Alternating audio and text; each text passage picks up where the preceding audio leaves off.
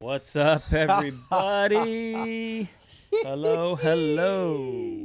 I didn't even check if the mics are working, I'll be honest. Oh, good.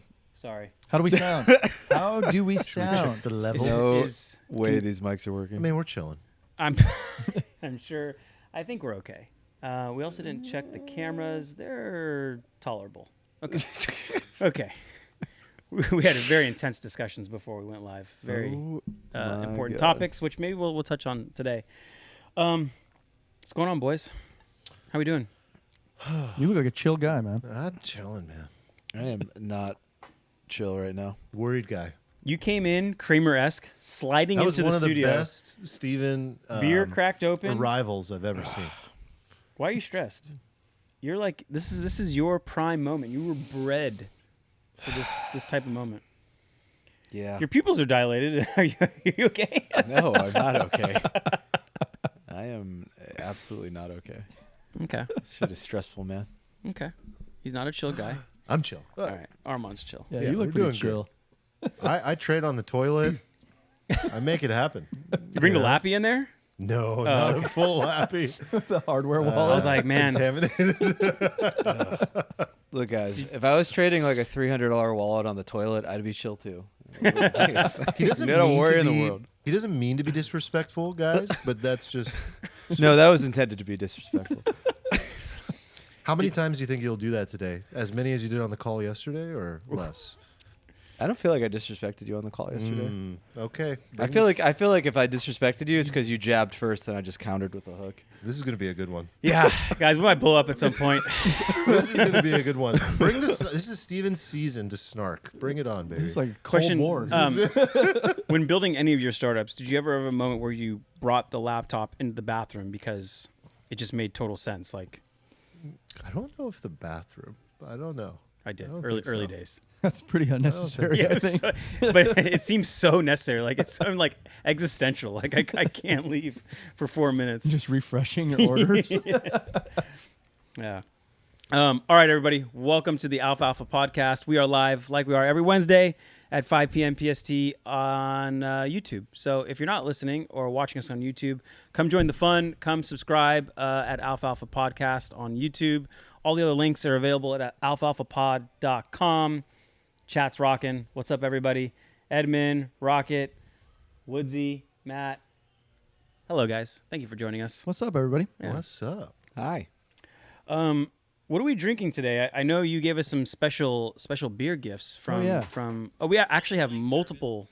Multiple gifts this week from beloved listeners. This here is some beer from Rip Beer Co. It's delicious. in Huntington Beach. We were gifted a smattering of beers. This brewery was they just won 3 awards at the Great American Beer Fest in Denver. Wow, Including the gold medal for like best small brewery.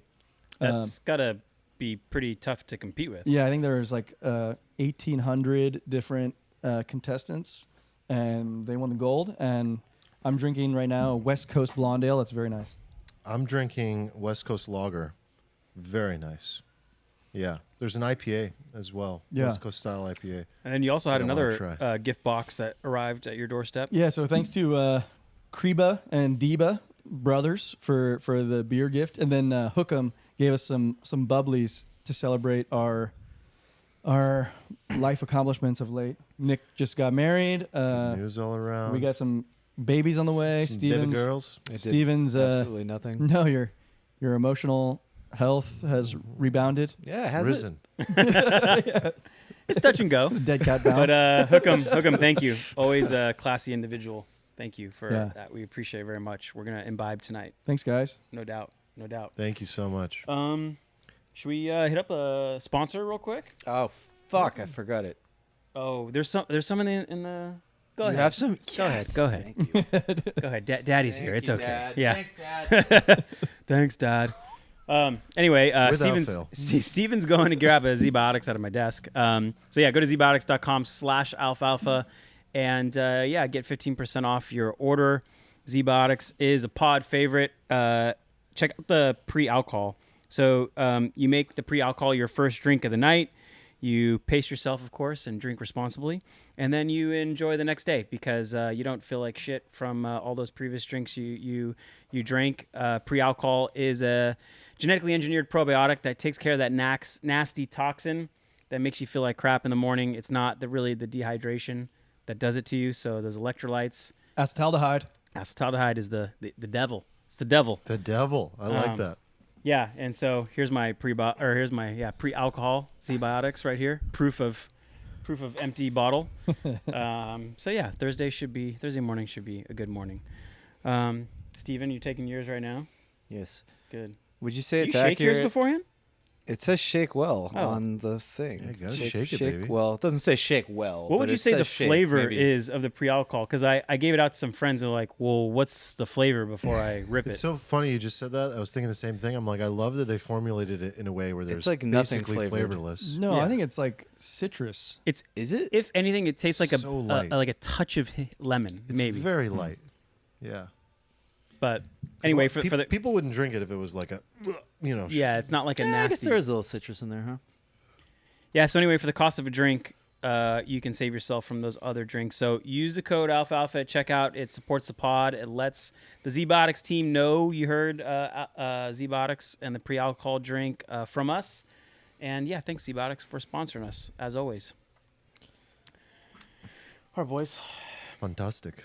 Can we talk about our little scenario planning that we just did right before? Sure. So hypothetically, let's say we have a friend who bought a meme coin. Let's say he put in, I don't know, hypothetically like $5,000, and he's currently up like, I don't know, hypothetically $400,000. Hypothetically. What would you do? Like if you're in that shoes, he hasn't sold a dime. What's the take profit strategy, if any? No, the coin is currently at like a $400 million market cap. No. It's better than that. Okay. We just convinced him to sell. So he sold 50 SOL. And then 5 minutes later, he rebought back in. Steven is the one who convinced him. So can you just walk us through your little analysis you gave him on why he should? And let's assume this gentleman or gentlewoman has a lot more than $400,000 in their bank account already. So I think that is like is one of the most important things. And you disagree? Yeah, I mean it's a consideration, but like if you have infinite money, it doesn't mean that you could just keep like $1 million in some asset because you're rich, you know. The question I asked him is like, what is your upside from here? And he's like, I don't know, like 5x. And I was like, what is your upside in Bitcoin? And he's like 2 or 3x. And I go, okay, what is the downside in Bitcoin? Like from here, -30. What's the downside in this coin? 0. So it just seems like a bad risk reward. And like if you buy a meme at like 2 million market cap and it goes to 400 million, like it served its purpose, you know. Just leave, like I would take 90% off, honestly, and leave a runner and I would feel fine. Like if anything, you just have more money to go gamble in other stuff. Like strategically, it's better to just go buy more 1 to 5 million market cap memes. Like what the hell are you doing? Like buying, like you would never ape a 400 million market cap meme that's like 3 days old with like 300 grand. Like you just wouldn't do that. Okay. So if you already have that, like why not peel some off? Why not? Do you think it matters how much money you have? Like if this is like a small portion of your entire bag, does that Yeah. What if you have mean less? 80 million liquid? I guarantee. I don't know how rich this person is, but I guarantee you with 100% certainty that this position is way too large a percentage of their crypto portfolio holding. But you still make the argument that like regardless of whether you have $8,000, $80 million in your bank account, that you I mean, you at still 80, put it back it to bank. changes a bit, but like, come on, it's not 80, and so Yeah. it's meaningful. Yeah. It is meaningful money.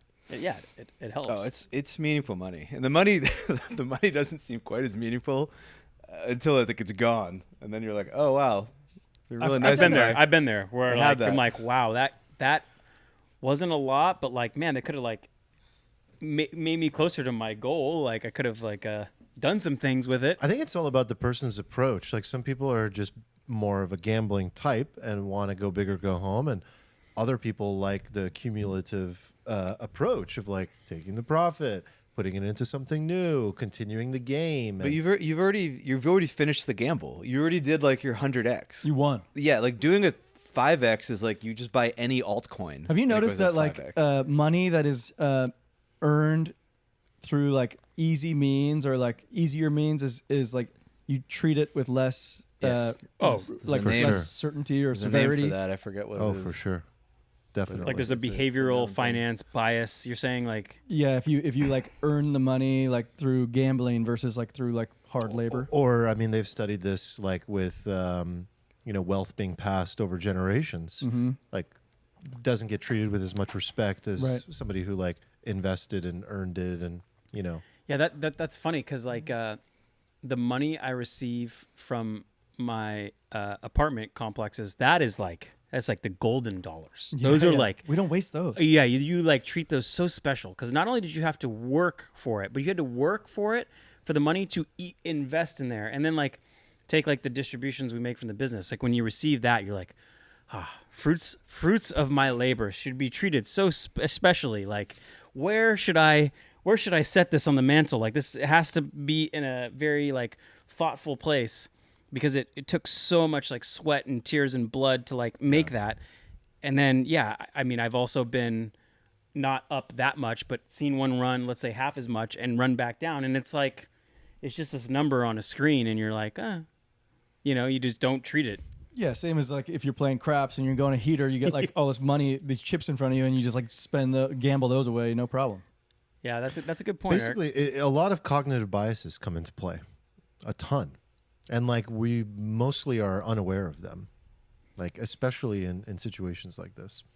I mean, this is the easy problem, right? Like if somebody in the Discord's like, "Hey, I just made $1 million investing like $3,000 into a meme coin. How do I exit?" I would be like, just sell it. Just like the go to red your button. computer every hour and just sell like 5% of it so you don't have any more. Like that's the easy mode. Like the hard thing is like, okay, I bought Bitcoin at 50K and it's like 120 now. Like, Okay, how about the idea of leaving a runner? What percent would you like? Let's say you do want to quote unquote exit this meme coin. You probably want to leave some room for 10%? upside too. I always leave 10. 10 to 20 is the runner, I think. Well, let's talk about the specific coins. This is Chill Guy. Yeah. And actually, if you're not in our Discord or if you're not in the channel, the Gem Hunters channel is where this was dropped at 2 million first. Dude, like I leave this channel for like 5 minutes and I miss Chill Guy. It's like it's devastating. So I think It it, is. was dropped in the early morning 2 days ago. Who dropped it? CB. Ooh. And Well done, It CB. was I could be wrong. I think it was. And 2 million, dropped it. And obviously, certain people took action and certain people made life-changing money, 6 figures. Down payments or payments on whole houses, depending on where you live. You made a good point in our Discord. The money channels where people talk about money, and Oh, the gem hunters in this current market environment is where you go to try to I make learned money. something about myself by just like Such a watching good my point. Discord habits. Oh my God. I realized something. I'm like, I love talking about stuff philosophically, but like when it comes to money, I don't want to talk about it. I just want to do stuff. So I'm always in the Gem Hunters channel. The money channel, I'll pop my head in and see what people are talking about, but it's always some like esoteric, really in the weeds concept usually about crypto, because Right. obviously we have a crypto heavy audience, but it's a very different conversation. It's much more like, it's much less degen in the regular money channel. The Gem Hunters channel is pure degeneracy. Yeah. It's crazy. Doing and the a number technical of analysis volume on of 1 minute messages- charts. The volume of messages, also the vibe is completely different. People are a little more serious, a little more intellectual in the money channel. But in the fucking Gem Hunters channel, everyone's retarded. And it's great. It's great. Like there's like a different vibe in there. You don't really drop memes in the money channel. They're all in the Gem Hunters channel. Yeah. Anyway, I've been watching this and it unfold, and the volume of messages is impossible. So there was a couple people that came out and were like, all right, can we have some rules? Like if you see something, like if you have some alpha from now on, guys, throw the link, throw the contract address and maybe a quick sentence on like why and the alpha, because that's how fast things are moving. Our buddy Dan hit me up in one of the chats and he's like, Nick, heard the pod. When are you going to submit to this meme cycle? And I was like, I am fully submitted, almost full seppuku. Like, No. And so last night, he was like, hey, can I watch a few episodes of Love Island? I was like, sure. And I like pull out the laptop and I locked in. I went into the Gem Hunters channel. You found something you liked. I haven't been in there in a while, and the volume of messages, it's insane. I was like, holy shit. Is that our most active channel? I don't go in By there. far. I don't go in. I haven't like By looked at the stats, but like it was good. There was all kinds of juicy tidbits in there, and I try to like at least say, hey, this is what I'm doing. It doesn't mean it's good or community not. of people figuring it out, talking about the different narratives, dropping CAs, talking about like the next thing and trying to figure it out. It's great. And there's a bunch of people winning. Said. Like our Discord is the perfect embodiment of like what's happening in the world. Mm-hmm. Like if you but in the Discord, like there were one or two guys who were like, I forgot who said it, but one guy was like, thank you, by the way, I'm a Pepe millionaire. And I was like, oh, sweet. And then somebody in the chat last week was like, thank you so much. I've made like life-changing money on Pepe. And then we have this like DGen channel where people are like making money and making gains. And then we have what's the that money one? channel. Is there another one that I'm missing? What? You said DGen channel. Yeah, the Gem Hunters. Okay, just is making the sure. DGen channel. Make sure there's But not in, no like, Easter money- eggs I don't know about. The money channel is Secret just threads. it's just like dozens of people like, should I sell my ETH? It's just like Totally different. It's exactly what it is. it's I think, yeah. it's like the state of crypto Yeah. embodied. It's very funny. I also learned when I was navigating to the Gem Hunters channel, I stopped in the money channel on the way there, and I found out that you have a lot of your non-crypto net worth in Coinbase. Yes, Yeah, you still feel good about that? Can I do a quick check-in? I feel great. Okay, cool. I feel great about it. I have never felt better about coin. We found out that Brian Armstrong met with Mr. President-elect on Monday. What was he doing? We don't know. Chirping. Okay. Chirping in his ear. Two things might have come up. One, who if I was Trump, I'd be like, who should I pick for the SEC chair? SEC, yeah. I imagine he mentioned Hester Pierce. Hester's out. Hester's out. She bowed out. We like the other nominee. I forget her name. Yes, the crypto lawyer lady Yeah. from Texas. Yeah. That's all I got for you. Misogynistic Sorry. president keeps electing women in high places. God damn it. Anyway, the other thing is like apparently Trump Media, is that the name of the DJT? DJT, which Trump himself owns a majority of, I think, is looking at buying a crypto exchange. The president is buying a crypto exchange.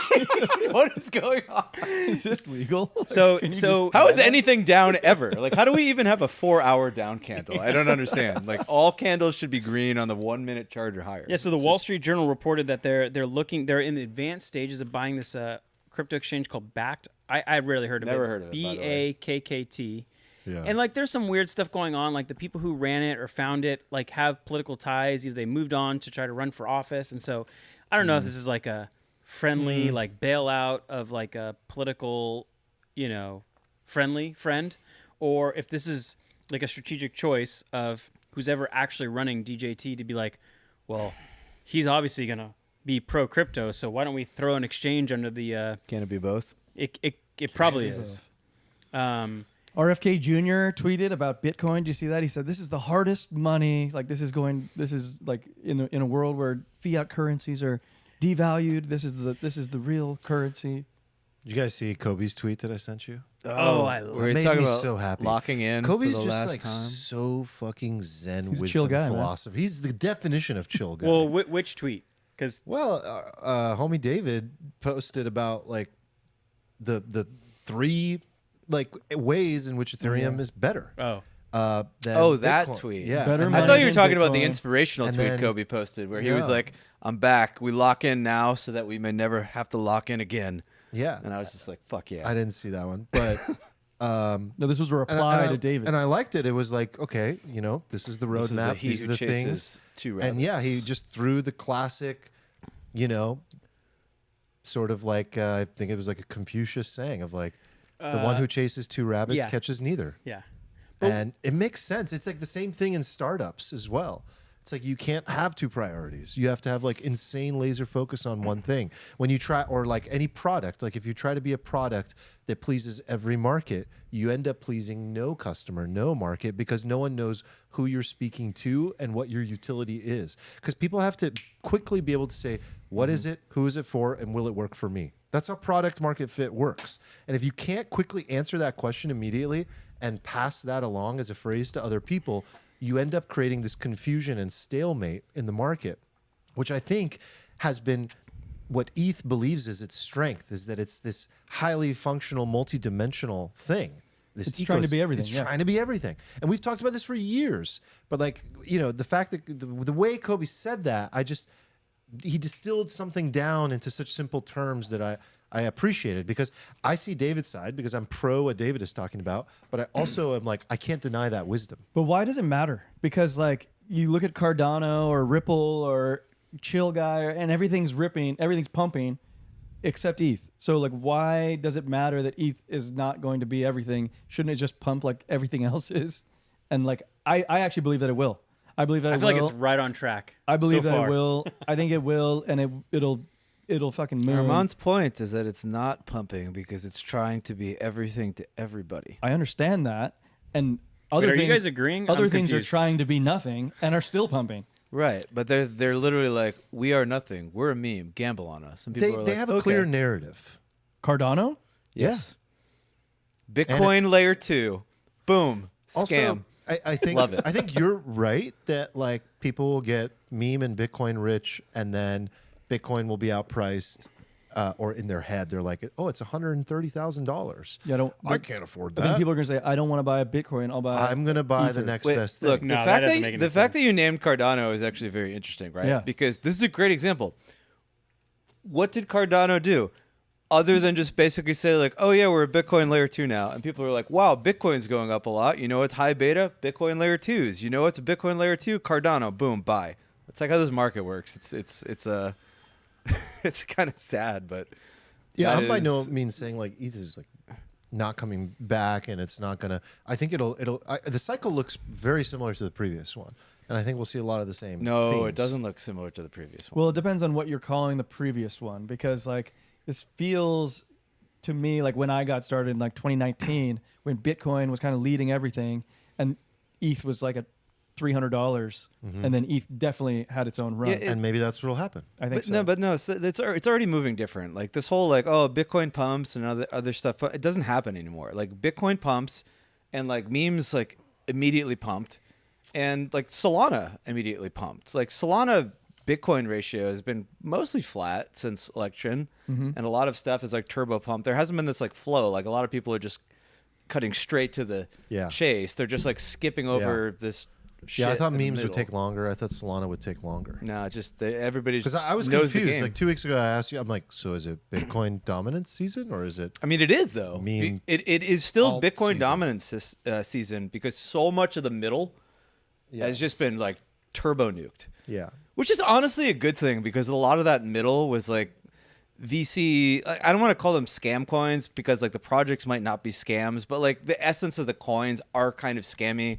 They Which were ones are kind you of thinking created of, to like- just like dump on retail. Which coins are coming to mind when you're like talking about this middle? All Like the Arbitrum? all ones as well. OP, like stuff like that. Because, Ethereum, you know, Because like Ethereum for a is, different reason. It's like not the. I mean, it's For the a number different 2, reason. but like things like Ethereum the is top like 10 are- occupying like the dead. It is the middlest of middle.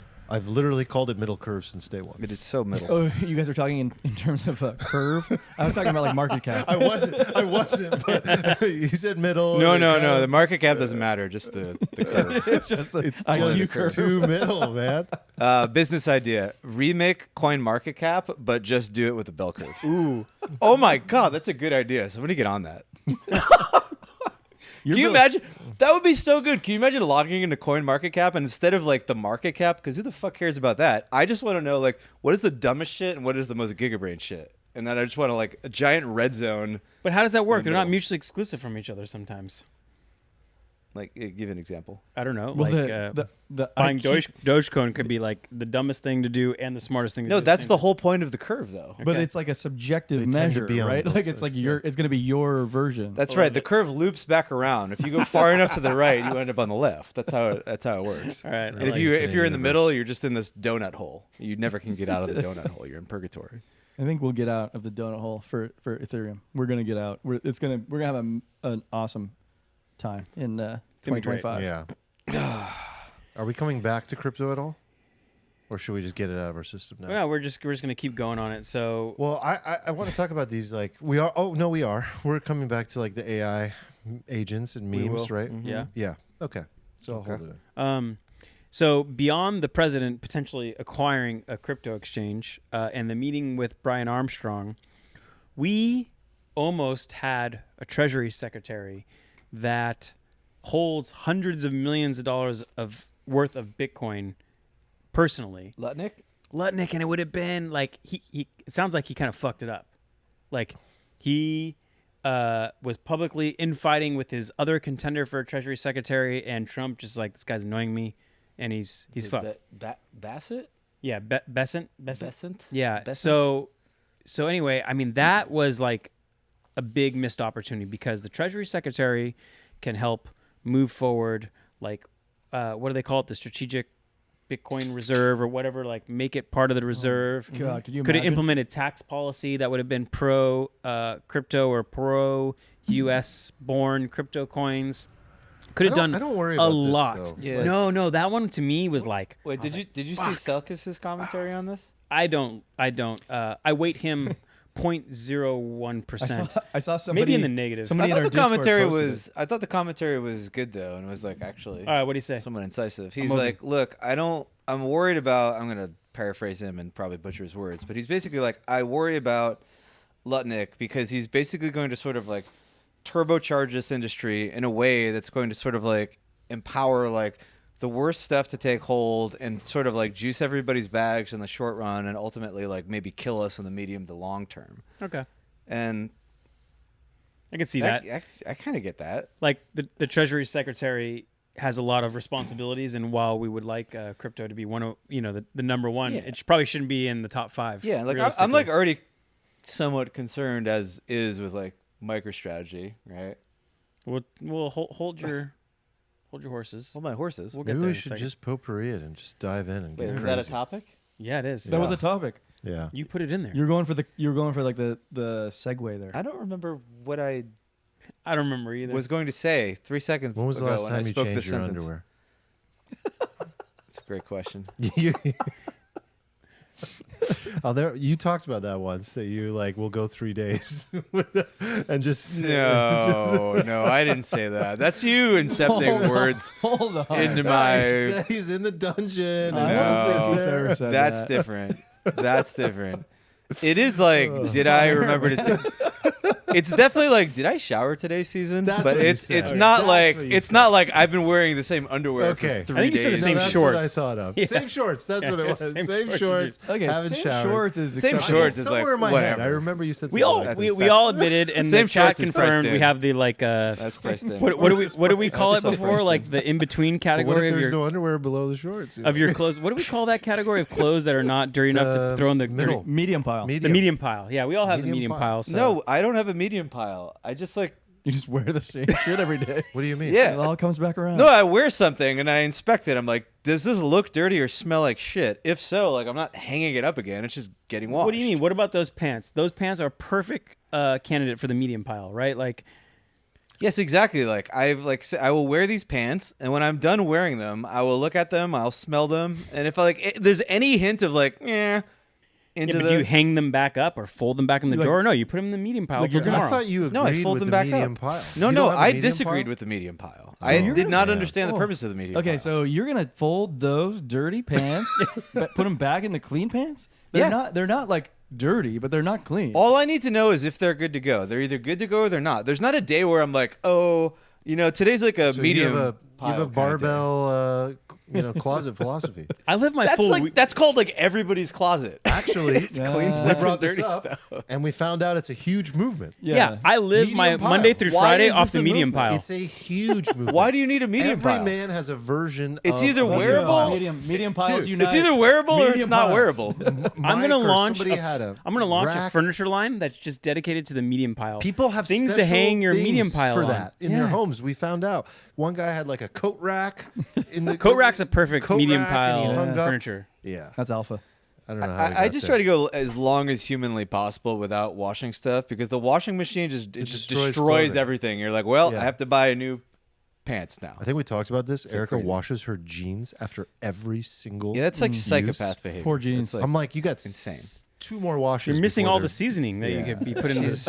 she's never even like broken Yeah. the bin. Yeah, this is the chick Like thing. never worn broken in jeans. Yeah, Just stiff. It's Anyway, crazy. I think we digressed a little bit. we did. We were talking. I believe we were talking about the treasury sector. Yeah, we were. Yeah, I don't know. I feel like it was a missed opportunity, but it sounds like I looked at Polymarket real quick. Besant is back in the lead. He's back in the lead. He's- Good, he's 'cause not that necessarily new like- guy. The CBDC guy was number one. Oh yeah, I didn't like Yesterday. that guy. The ex-Fed. What do we know about Besant? Besant is as He's far a as we know, goat macro trader. he's pro Bitcoin, People love him. but he's pro crypto, but like explicitly pro Bitcoin. So I don't know if that means he's like explicitly not pro the other stuff, but anyway, probably better than what was this other guy's name? The ex. I don't know. I just call him Fed guy. Let's see. I I had had his say name. Clark. Oh, he is. What's his name? Why is Is it- he? is it He's not Clark? even showing up anymore. Is he Did gone? bow out? Oh, He's he got out. nuked. Oh my God. We'll never know his name. Later CBDC. Brian Armstrong got the Trump. Kevin Warsh. Warsh. Well, nailed it. Yeah. One syllable, nailed it. He's very big CBDC, which we don't like. Gross. Lutnick's in the commerce now, though. Yeah, so he got like the he's gonna commerce be. sector. I heard he's just going to be juicing our stablecoin payments now. Bro, You guys know Don't the bother me names with of Commerce so Secretary. many politicians. Do you know these names, Eric? I don't watch news, dude. Yeah, I don't know the any names of these every names. politician who can make my bags go up or down. Yeah, I get that.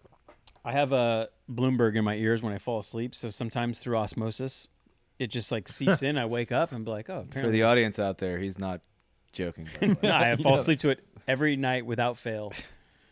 Do you have anxiety It's your if lullaby. you like don't have your Bloomberg? No, like there's like 1 out of 100 nights where I'm like, maybe I should try to sleep without anything in my ears. And you're fine? It doesn't. No, it doesn't feel good. Because I get sleep anxiety if I don't have my Right. podcast. Okay, so I usually fall asleep to I've like a seen you pickleball guys, and podcast. It confuses me. it's bad. I could never do what you do, ever. This is too much. Like pickleball podcast, people are like, "Oh yeah, the 16 millimeter is just really nice on the ball." I'm like, right? But like I fell asleep last night to Javier Milei on Lex Friedman, and like I woke up having like libertarian nightmares. Like I was just thinking about like chainsaws, like cutting Those are called wet the dreams. sir. government. Libertarian nightmares or wet dreams. Yeah, cutting the government spend. Yes. I'll just leave that there. You want to talk about MicroStrategy? Because today, MicroStrategy was the most traded stock on the entire planet. Oh my god. And Which has like not happened in a long time. It's been Tesla and Nvidia like for ages. yeah, and like I'm sure there's some people like, what the fuck is a MicroStrategy today? It's like strategy, but Smaller. smaller. Small. But even smaller than you might think. It also just surpassed Nvidia's 5-year return. MicroStrategy. MicroStrategy is So wild. crushing. That's wild. I did not buy enough of that. I didn't buy any of it. Yeah, none. Vibes in the chat mentions that Lutnick and his company is Tether's primary banker or probably custodian in the U.S. Side note. Okay, that's It's pretty significant, I feel like. pretty. Really wish but you that's would've what got I'm Treasury talking about, Secretary. where it's like bullish, like that. That's like- basically like I'm going to retire myself and my kin, and then like move to New Zealand. too and good, fuck yeah. off All right. with my pile of cash while the world burns. But back to MicroStrategy, you proposed a question: is it a Ponzi scheme? Eric in our little content immediately said no. But why are you Someone bringing in the this up Discord again? asked you. It was a Discord question. Okay. And It was a hook'em question. it was from Hook'em. But I think Elevate Bliss did a good job responding to this in our Discord, but on the pod, I'll talk about it. Like, I think what they do is like pretty simple and straightforward, and a lot of companies do this, and a lot of businesses do this. Like, you issue debt to buy more assets, and that's what they're doing. They're issuing convertible debt, so it's really like equity, and then buying Bitcoin with it.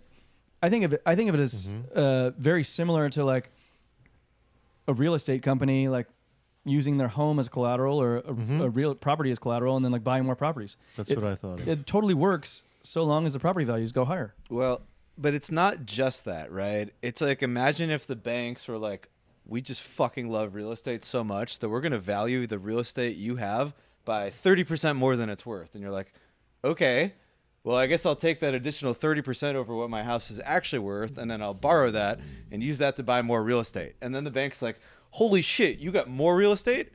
I'm going to give you the loan on that as well, plus another 30%. And then you're like, okay, cool. I'm going to take that, and then I'm going to buy more real estate. And then the bank's like, oh my God, he did it again, right? And like, in even to make it even more, like, you're right, but to like even juice the fire even more, it's like buying your own home. Like, you're like buying Bitcoin, which you're using as collateral, is pushing the price of Bitcoin higher.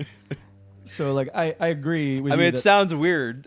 Well, I think you have the best take on this, is that it's not a Ponzi scheme, but it is reflexivity. You want to explain that again a little bit? Like, so you're basically saying it's not a Ponzi scheme, but it doesn't necessarily mean that this thing could tumble, in stock price and Bitcoin price. Right. Like, they're buying Bitcoin and they're buying it in the billions of dollars. So it pushes up the Bitcoin price, which means they can borrow more, which means they can buy more Bitcoin, which means they can push up the price. So it's reflexive in that sense. But like, I'm not so worried about that. Like, people who are worried about the downside naturally, I think like when we did a MicroStrategy analysis, like early days of our podcast, like 3 years ago, I remember saying that like the liquidation price of Bitcoin would have to go down to 3K for them to like need to sell Bitcoin. That price has risen. It's up by like to like 10K now, or like between 10 and 15K. I just did like back in the napkin. Okay. But like, what I want to point out is like, if you're looking at buying MicroStrategy today, here's something that I'm thinking about. It's like MicroStrategy, the stock has risen significantly. It just surpassed Nvidia over the last 5 years. So it's risen a lot. And I think like what we've been talking about is like, they have like used this mechanism by issuing convertible debt to buy more Bitcoin to increase their asset value. That's cool. Like, their like balance sheet value of equity has gone higher. Good. But like, should the stock price go this much higher? That's what I'm asking. So like, if you look at like, if you don't have to do this right now, but I pulled up Yahoo Finance and I looked over the past year what their like price to book value of equity ratio has been. And it's over the last year, it's increased from 5 times book value to 25 times book value. So like, and this like is from their last reporting date, and that's when Bitcoin was at 67K. So like, you got to adjust that. It's probably like 17 times book value or something. But like, what I'm trying to point out is that MicroStrategy, the stock, is being driven by people paying a higher multiple, not the mechanism increasing their equity value. Like, even though it does increase the equity value, the stock price is being bid up by people that are just like wanting to. So you're saying like the biggest risk is just multiple compression, yes, right? And the other way. Yes. Okay. And like, here's something that's like maybe food for thought. Like, why are people bidding up this price so much? I think Steven is kind of like on the right track here. It's like, it's not really banks that are willing to just give these loans for a 30% premium. I think it's like the demand is high because when he issues convertible debt, that like opens it up to bond buyers, like debt buyers. And there's like massive markets for debt instruments that don't participate in like much upside of anything. They get their like little coupons, and when they get an opportunity to buy something with like actual upside, they're like, oh shit, like I can actually like return stuff to my bondholders. So everybody who's been buying this debt is just like crushing their little bond counterparts. Exactly. Well, because they're converting at some point. Yeah, well, yeah, you get this conversion price that turns into like essentially stock returns. Could be like 100% return at some of these. Like, right, for like a debt investment. Right. So like, I think there's probably like a lot more demand in the hopper for this. But like, if you're buying MicroStrategy now, you're hoping that this like multiple keep expanding. Sounds like we're going parabolic, baby. It could. We haven't started going parabolic yet. I think we just maybe in the last 4 days started going parabolic. I think maybe that was like the start of the parabola. But like the MicroStrategy thing sounds like the perfect DeFi summer 2021-esque kind of Ponzi flywheel. Yeah, kind of like the grayscale carry trade back in the day. It's like a triple Ponzi, but it's not a Ponzi, right? Right. But it's, you know, when I say Ponzi, I think people know what I'm talking about. You've got like the bond people who are basically like, oh my God, I can only invest in this class of assets and I'm destroying all of my counterparts by buying this. And everybody who's not buying it is like, fuck, I have to buy this shit because otherwise like everybody's taking their money out of me and giving it to Nick over here because he's buying this debt. And then you have like the Bitcoin people who own it and then own it. And Saylor's like, hey, we're diluting your dollar value, but you're going to have more Bitcoin per share. And they're like, fuck yeah, sounds good, man. Dilute the shit out of me. And then you have the other people coming in being like, okay, this is going to be in the S&P. So they're front running the S&P flows. So you've got this like triple point. God, think about this is the real triple point asset. think about how long like that grayscale premium trade lasted. And then it ultimately unwound. Yeah. Like Right. I think the same thing probably happens here, but like we go into full parabolic mode before that. How do I know it might be coming, or do I not know? You Like, never is know. it just like I don't think there's any way to know when like people Parabolas stop paying are a the bitch, premium. man. one day the winds change and Yeah. okay? Just unwind as quickly as But they here's start. like here's like another take I have on it. Like another thing I like is like it's incredibly bullish for Bitcoin, right? It just like shows the demand for like getting exposure to Bitcoin. And if I was a CFO of a publicly traded company, I would be looking at doing this as well. Like what Saylor's doing is not that novel, right? He's Right. just like issuing convertible debt and he's getting a 30% premium on it. Like Mara, the miner, just did this 2 days ago, and they got a 27% premium on their zero coupon convertible debt. So like I Zero think- coupon, as in zero like coupon. they're issuing zero yield. Yeah, and MSTR's is borrowing like the money. half of 1%, so it's almost zero. So like Okay. Mara just did it for zero, and their stock's up since doing that. Like I feel like a lot of companies should probably consider doing this, particularly Bitcoin-centric companies like miners. Yeah, there's like a mini MSTR. I forget what its name, but it's the name has like nothing to do with Bitcoin, but there's a smaller version of it, basically just copy pasting Saylor. Took long enough. Yeah, I want Happens a lot in to. memes. What do you think the odds are that GameStop does this? Oh my God, GameStop should be doing. Why aren't they this. doing it? Why aren't they doing this? Maybe they Because are. no one Maybe we actually haven't found cares out about yet. their real business model, obviously. Can you imagine if Makes GameStop so much comes sense for out them to next do this. earnings and they're like, by the way, we've been fucking buying Bitcoin. Boom. Yes. Where do you think this ends? In total destruction, just like how Grayscale did. Like Yeah. that Grayscale premium trade ended in destruction, and this will end the same. Interesting. This thread here with Peter Schiff is like people just saying never.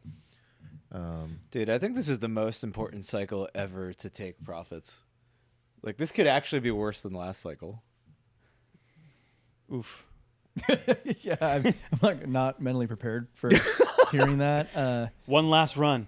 Like, at least last time when we blew up, people were like, oh, these fucking idiots just playing this little game over here. Like, now they if are- now we they're blow in up it. with the whole government's in on it and the president, like, that's it. It's over. Like, you may as well just... But I think there's like so much room for the parabola to do its thing. No, Like, I agree. I agree. Just like when people are just like, the strategic reserve is happening, 5 million a coin, just be like, yeah.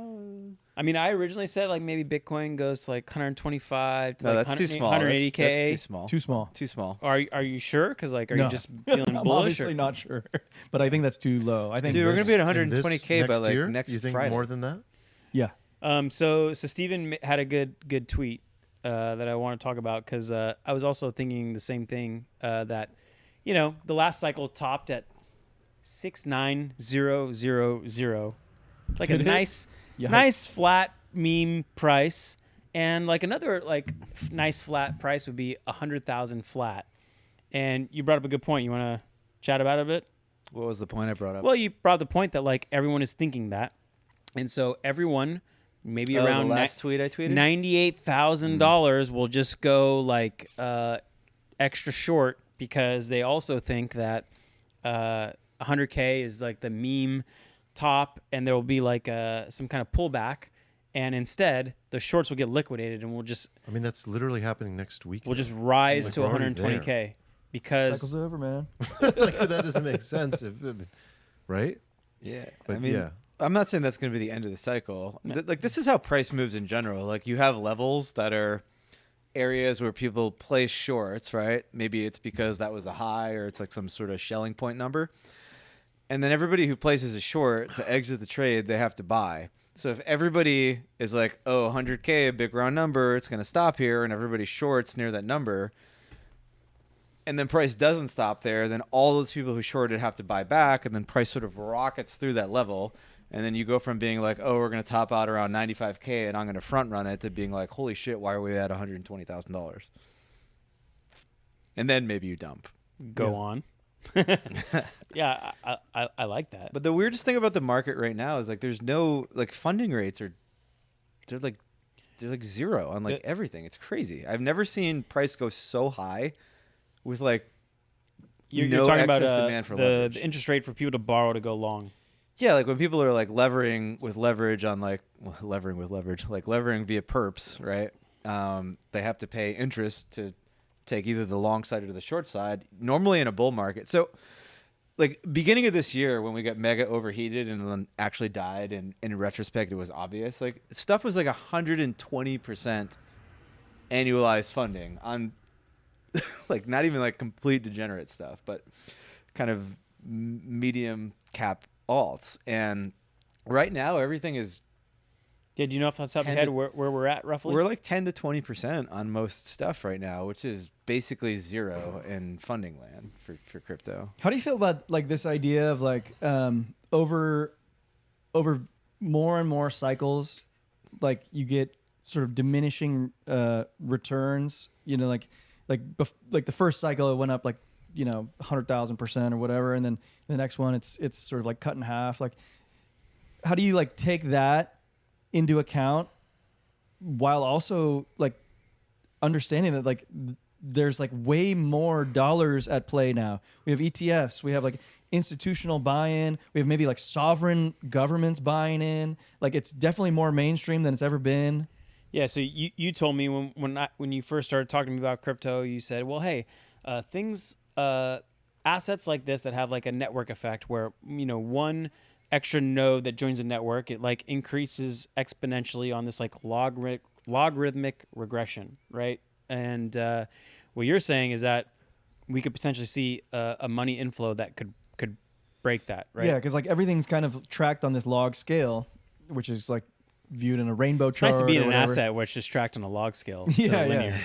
linear. But like I'm wondering if like this now opens it up to a different paradigm, perhaps. It'll be different, and then also exactly the same Yeah. is how it'll work. Like there will be stuff that'll be different. People will be like, oh my God, it is different. And then it will be different in a lot of ways. But in the end, I'm pretty sure everybody gets greedy. People overextend themselves.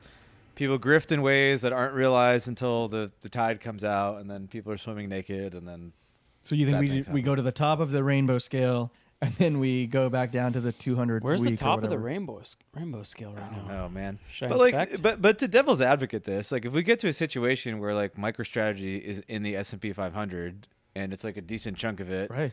and multiple governments have declared that they're DCAing Bitcoin basically because they need a strategic reserve, then I don't know, man. But it also makes the risk reward for Bitcoin versus especially like mid cap alts like the worst like it's ever been ever. Totally. So I just feel like, yeah, you may as well you pick a couple things at the top and then like real shitters. But for the most part, it's going to be really hard to just buy the middle of the pack and do well. Like you're actually going to have to do work and identify projects, and it's going to be a lot of dispersion there, I think. Right. And I'm wondering now too, it's like what assets have a better Sharpe ratio than Bitcoin? Like does Nvidia have a better Sharpe ratio than Bitcoin, like on a going forward basis? That's going to be hard to do. Like Probably Bitcoin's going to not. be so good. I feel like stocks are like kind of toppy. Do you feel like that? No, not at all. Really? I feel like the S&P is going to go to 10,000 by the end of the decade. Like, it's just stocks are going to go so I'm sure high. eventually they will. It's just like if I could put money in stocks or Bitcoin right now. It's just like Bitcoin still seems like I agree. very attractive. Although, as I said that, it's probably like 98,000 now, and it's getting less attractive. I think we're tapping all-time highs as we speak. Weirdy. Tapping. Tap tap tap. Can we talk about Bitcoin miners a little bit? Because like last episode, I you love were like, "Hey, miners. I'm kind of interested," and I woke up the next day texting you like, "I'm fucking buying." You shoved? I show like I bought some call options in a potpourri. Was shoving a good idea? Yeah, I mean it's kind of like one of them's up, one of them's even. No, two of them are even. I picked three of them. I've done a smattering as well, and I didn't go like all in quite yet because like I'm still worried that like Steven might be right in this like near term that we get like a pullback or something, and then if we get a pullback in Bitcoin, then miners are gonna fucking dump too. Yeah, but like I do feel like these things are like ripe for an explosion. ripe for at least a catch up. Yeah, it feels like. One thing that I'm also worried about with the miners is that like in the bear market they issued so much equity that like on a market cap basis they are probably at all-time highs now. So it's not like they really need to like catch up. It's just like their prices are muted. So and you expressed your view with leaps call options that are dated in 2026, I assume. yeah, so the way I typically buy leaps on stuff that I like is that I'll do a two-leg strategy, buy the long call and short a put that's like below the Way below. Yeah, To help fund your call. yeah, at a option. price that I feel very comfortable with. Like on Mara, I think I bought like $25 call strikes. That's when it was at 18, and then I sold $10 puts, and the $10 puts just give me cash back, like sort of reducing my cash outlay on the two-leg trade, and those are already up 100% in 2 days. I mean, that's the beauty of like reducing your cash outlay. That's the power of leverage. Yeah, yeah. Wait, you're telling me I can make 10 times my normal returns? What's the catch? Yeah. So, I mean, there's two components. One is taking leverage on the long, and then the other part is like reducing your cash outlay at the beginning. You're reducing your cash outlay until the position moves against you, and then you're like, wait a minute. My cash outlay is way I am higher. like very, I have all the delta in the wrong direction now. What happened? Yeah. That'll happen. I see a card in here that talks about smart contracts are not for humans; they're for AI. Oh, that was a thing that Eric Puncher dropped in the Yeah, Discord. member of the Discord. He said, "I've long become convinced that smart contracts are not designed for humans; they're for AI agents to deploy on the fly, making temporary business deals with other agents, or forming ephemeral companies (DAOs) that are dissolved in minutes or seconds. The future is weird." And Armand, you kind of like this aligned with what you were thinking. Like you just thought it was like an insightful comment, right? Definitely. Yeah, I mean, what about it? Like, because it's a little different than maybe the common view, right? I mean, I just think he's thinking about a more honest use case for this technology, and he's watching like the future unfold and realizing like how rapidly things can get done in an agent-led commerce world.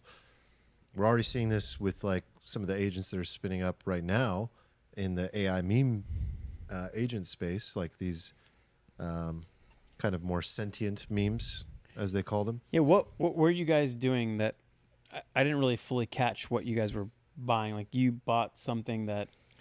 Okay, so you remember like, I don't know if it was 3 or 4 weeks ago, where I was like kind of shilling this coin, virtual, which I liked because it was like the pump.fun of like AI agent meme coins. And this whole AI thing to me is very DeFi 2020 vibes, right? And I think it's going to go the exact same way. I think people see something in the future that does not match the reality of the present. There's a wild speculative bubble. People are like, oh my God, all this AI coin stuff is going to outperform Bitcoin. And then it like actually has its own mini bubble and like blows off before the cycle even ends. But I think we're just kind of at the start of that, and all this like AI meme coin stuff reminds me of the food farming when people were like, "Oh yeah, I just deposit my money in Yam and I just get like free tokens, man." And people are like, "Wow, that's so sick." But the reality of that was, and I think that, like I said, the market sees where this is going. Not next year, maybe like 10 years from now, maybe 5 years from now. Maybe Armand has like a better idea of that. But there is cool stuff going on here. So virtual, which is done very, very well, by the way, and I still think is like an interesting play because it's like an intersection of like AI base, like Coinbase listing. Like there's a lot of interesting stuff going on there with that. I'm not saying it's going to be like a legitimate project that's going to change the world in the next year, but they just they just released a thing for meme coins to have like their own AI agents. So now if you like Brett coin on base, like that, like meme coins they're all going to have like their actual own personalities and stuff that like people interact with. So you're telling me like you would feed some kind of context into it and give Brett coin a Twitter handle essentially and let it post whatever it wants. Yeah, like the coins are all going to have their own Twitter. Like every meme coin is actually just going to be posting, and people are going to be interacting with memes. They're not going to be these like static coins or images. That's going to be a very thing of the past. In the future, all of the memes are going to be like very interactive, and they're going to get like more and more and more interactive, probably to the point where, I don't know, we hit some level of weirdness that I'm not comfortable with yet. But right now, the first iteration is like all the memes you buy, they're all gonna have their own Twitter accounts, and they're gonna talk, and they're all gonna shill themselves. I mean, they're all gonna like figure out how to like pump their own market cap. We're already seeing that happen now, right? Like we've seen the early iterations of that. We've just seen the start of this, yes. And this is kind of like one of these things that can get really fucking dumb that like we've only started to think about. So yeah, I agree with you that this is definitely gonna proliferate. I think I want to look a little further into the future. Like, I was actually talking with the brothers at lunch, Deba and Kriba, and we were talking about blockchains at large. Like, what's the true function of them? It's like, I think it's like a way to ascertain sort of like truth. And I think that you can kind of like make specific verticals, like specific blockchains for truth in different silos, right? Like, Bitcoin can be like a truth for sending money back and forth or holding money. Yeah, just like literally just like money truth. But then I think you can have like these smart contracts as like a different thing, like a different blockchain has these. I think there can be truth that like a blockchain certifies or authenticates the origin of maybe online content that might become a thing. I think there's a lot of use cases, not just that like smart contracts become the way that blockchains are used. I think I'm more bullish on like the speculation of those use cases than them actually coming true, to be honest. Dude. Like, and maybe this is like one of the last cycles where you can speculate on stupid shit. You can speculate on it happening without it actually coming true in the same cycle, right? Like where maybe Ethereum becomes like this institutional financial blockchain this cycle. Very possible, right? Well, like but I think I'm more bullish on just the speculation, the idea that it might, if I could. I agree. And I actually think that like, speculating on this is going to be wildly profitable as you guys are demonstrating. But like ultimately, crypto and blockchain is going to have some sort of like real life use case. And I have like another theory on it. Here's another theory that like centralized finance as we know it today still works and still is like the mainstream way that things happen. Like I think there was a narrative that suggested that crypto takes over the world. Here's an alternate narrative. It doesn't. Centralized finance remains the mainstream way to do everything. Crypto acts as a competitive force in the market, giving people a viable alternative. If the centralized actors really fuck up and act poorly, then people can exit and go to crypto. But like really everything stays in centralized rails. So maybe I can like come along this path with you. Like Robinhood started offering 24-hour trading with some stocks, like Tesla, for example. Like you can trade it right now if you wanted to. And I feel like one of the benefits for institutional finance is you can have 24/7 trading. You can have cheap fees, and they're kind of already offering that. And you're saying if maybe the full market doesn't offer that at some point, or they fail to offer it at a good price, like this is always a backup option. But really, it's a forcing function for the existing players to just up their game. Right, and I see that I'm a sports fan more than I am anything else, and like I see this in like sports teams. Like you get like a backup quarterback who's like really good. It forces the starting quarterback to fucking perform. You know, you have to, because otherwise you're going to lose your job. So like I think that's it. I'm being told the audio is getting a little effed. Oh, looks like we're on the Wi-Fi. Oh, I forgot to plug in the Damn cord. it. Should I go plug in the cord? You know, probably can't hurt. All right. Well, you guys continue. I'll go plug in the I'll cord. do it because I need to. All right. Armand's going to plug in the Okay. cord. Um, Thank you, Armand. Okay, so I was thinking more about the idea of meme coins all taking on AI personalities and what this would look like in the world. And I realized like we already have an example of exactly what this would look like. And it is Trump. Like Trump's Twitter account is literally just like an AI shitcoin come to life. Like it could just be randomly generated, right? There's not it literally sounds like the stuff that some algorithm would just like tweet at you to bait engagement. And I think it's probably what the future looks like. And I could even see a world where every brand, and this is good because Trump talks about like how he has like earned media all the time, right? Like he just gets all of this coverage for free by basically rage baiting people. But like, I feel like if you're a brand, like imagine you're a brand, then like you could just have this like AI persona and like a coin that people are like into attached to it. And you just set that forth into the world. Like think about all the attention like some of these meme coins have, and you can wrap that up into one little ball, like and what that could do for you as a brand. Now, like the only brands who do that in the beginning days are these kind of like edgy edge case brands. Yeah. They're not like safe incumbent brands, right? And they do that, and they'll probably make a splash, and maybe they even like eat away at the market share from other people by doing that. And then we get to a point where like Nike's like, all right, fuck it, AI meme coin. Social media intern. Let's do this thing, and then it just becomes like a normal thing. Like I may have like my own coin attached to my own Twitter persona 2 years from now. That's just tweeting stuff and like working full time, building up my brand, farming engagement for me, and then my coin is accruing value in the background because people are like, I need to buy this coin, and then like the world becomes this like crazy battle for attention where like you can't even do your own attention battle anymore. You have to like outsource it to agents and juice it with financial incentives to survive. Like it could get pretty weird.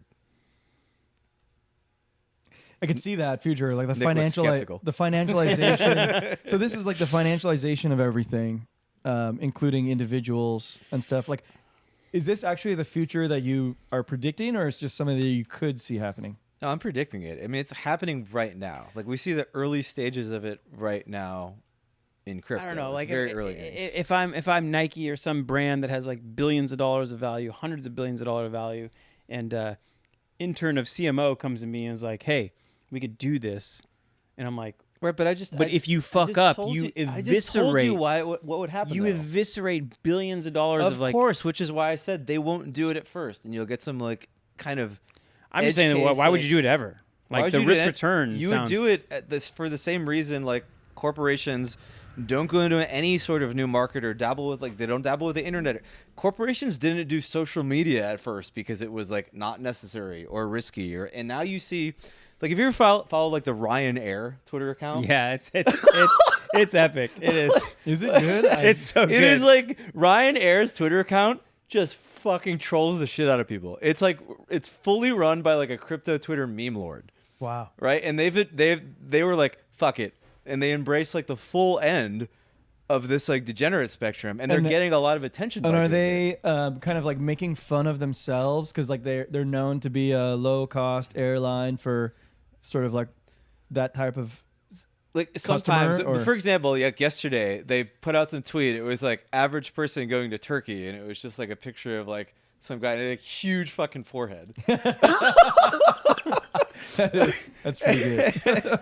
And then like everybody, like somebody was like average person coming back from Turkey, and it was the same person with like all these like plugs in. Yeah, just and then like people like ran with dots it. It had everywhere. like 10, 20 million views or something. I think people will ignore it, and the brands who want to be safe will ignore it. But then at a certain point in time, when their lunch starts getting eaten, they're like, all right, fuck, we got to figure out how to do this. These people are getting all the attention. They're taking our market share. Yeah, I think I'm like reluctant to. I just don't see that future, but I mean, I could. I'm not like saying it's above 50%, but I definitely could see that future. I'm definitely more on the side of this like idea that crypto exists just sort of as like a competitive alternative to business as we see it now. Where you guys want to go? You want to talk about RFK? I'm Or being told our audio is still cutting. yeah, I don't know how to fix it. I'll be honest. Ah, I plugged in the cord. that is oh god, Chad is not happy. Still bad. Damn.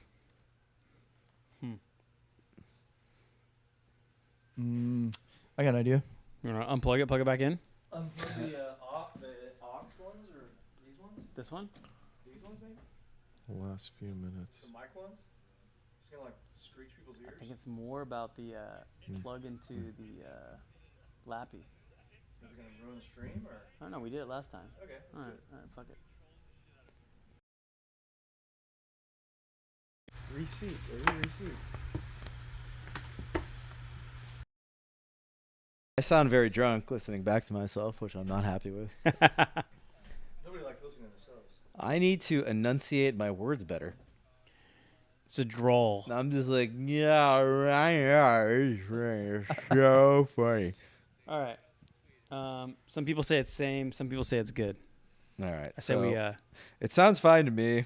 trudge on. For the river. Carby's got 15% of the pod. All right. Well, 15%? you know, 15 is better than 0. 15% of the alpha, 100% more than you would have otherwise. Read my face. As long as I our guess. ad read went through. Oh, well. Hopefully it's just magically okay now. I feel like I should do an ad read, and then we can talk about You AI should. agents. And while you do that, I am going to It's very selfish of you. leverage trade in the bathroom. All right, cool. Let's give a shout out to Magic Spoon. So go to magicspoon.com/alfalfa.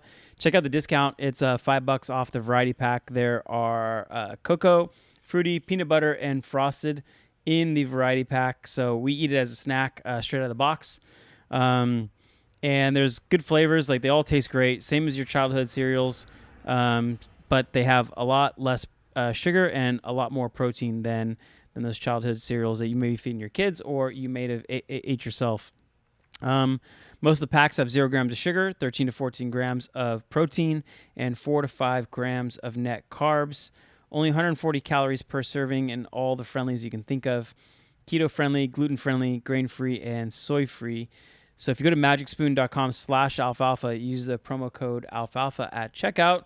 You support the pod and you get a discount. And also Magic Spoon will refund your purchase if you do not like it or the kids do not like it. So yeah, thanks Magic Spoon for sponsoring the pod. Okay. I'm hearing like 1 of every 10 words. Oh, that's not good. I'm seeing in the chat some people are saying that they Some just are had to saying- refresh the stream. Refreshing the stream. It might be okay. Let me try. That's weird. Why would that just randomly happen? I don't know. Yeah, that's true. I just did that. It worked. Refresh your streams, All right, guys. so if you're on the stream, refresh your stream. F5, baby. Does that mean the recording part is working? Mr. F5 or Bonnie. Yeah. Get an F5 the stats. Okay, it worked. Okay, that's weird. But I imagine the audio is still good. I would hope that like on Spotify and I think it'll be and good. Apple, yeah, on Friday. So we want to talk about AI agents and the potentially upcoming productivity boom. So as I pull up this chart here, or this card here, like I can definitely talk about what we're experiencing as a business, and it's definitely enlightening, and I'm getting very excited from it. Tell us. This is our Von Deeper. Armand, get fucking pumped. Get fucking pumped. Do you get pumped for this? Yeah. Okay. Yeah. Come on. All right. Headbutt? Come on. So I think like the most common interaction that most people have with like AI is just talking to GPT, right? And that's super useful. I use it every day. Took me a while, but I'm on board. Yeah. I use that a lot now. I use it as my search engine over Google. I imagine most people eventually will because it's more useful. This morning when I was taking my dog on a walk, I had my AirPods in and I was talking to ChatGPT. And we were having a conversation and it was teaching me things and I could cut it off and tell it to refocus, change the question. And it was super enlightening. It was direct. And I felt like I learned like 10x faster than I would in any other medium. Okay, here's the question on that. Like, before we dig into the Von Deeper, like, something that I'm wondering is, like, how much do you trust this data that comes back to you? Because, like, I have found moments when I'm asking it hard stuff about finance where it's giving me stuff that's wrong.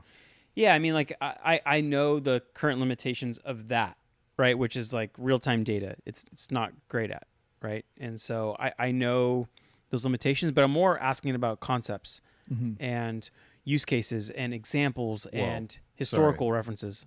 ChatGPT search is unbelievable. Agree. Oh, when you enable the web browsing, It actually enables. It is enabled by default even when you don't enable it. Wait, hold on. Is this a different function than just using the LLM? No, Okay. but it's a new feature. Okay. Like search is integrated now, internet, like real time information. Got it. Okay. It's just like if it needs it, it knows to pull it. cool. And it's phenomenal. It's better than Perplexity. They're already killing Perplexity, which was like, that was the moat Perplexity had. Not even a moat. That was the feature that Perplexity had. So anyway, continue down that line, but I just want to say, like, okay, as a business owner, kind of getting a little business bonery, little horny Was that what about that this. smirk was? Yeah, like Yeah. I think A I've BB? in the last like 2 weeks I've seen the light. Okay. Like I see a moment at which every job position I want to put up, I'm now questioning, should I actually post this job position, or should I just focus on creating an agentic system, which is a series of mini AI agents that solve the problem. Agentic? Yeah, and I'm fully convinced that like 95% of the new job positions I could post. Really? So let's talk about solvable. this breakthrough that you, I think, have recently come like to see the light on, is that you can't have one AI that solves all your problems. You have this agentic system where you have like a bunch of AIs that are highly specified, They're verticalized. Right. So Yeah. I'll kind of start with a little story. So, our business is growing rapidly and you need to scale certain parts of your business as you grow revenue, right? Customer service is one of them. And, as a business owner, you can touch certain things you have to prioritize, and customer service, like actually going into the weeds of that, has been one of the things we haven't been able to touch.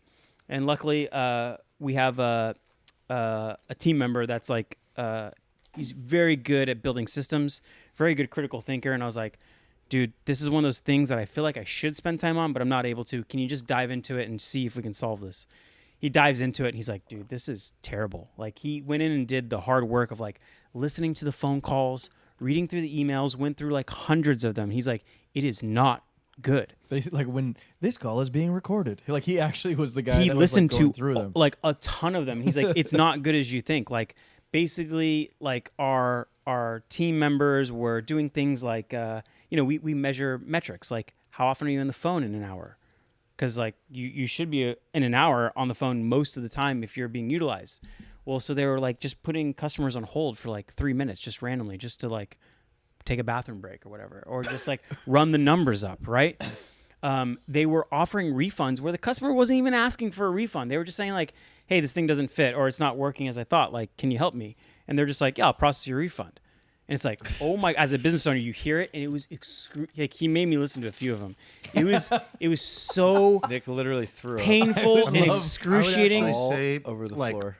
not all customer service is that bad. No, right. But that's bad.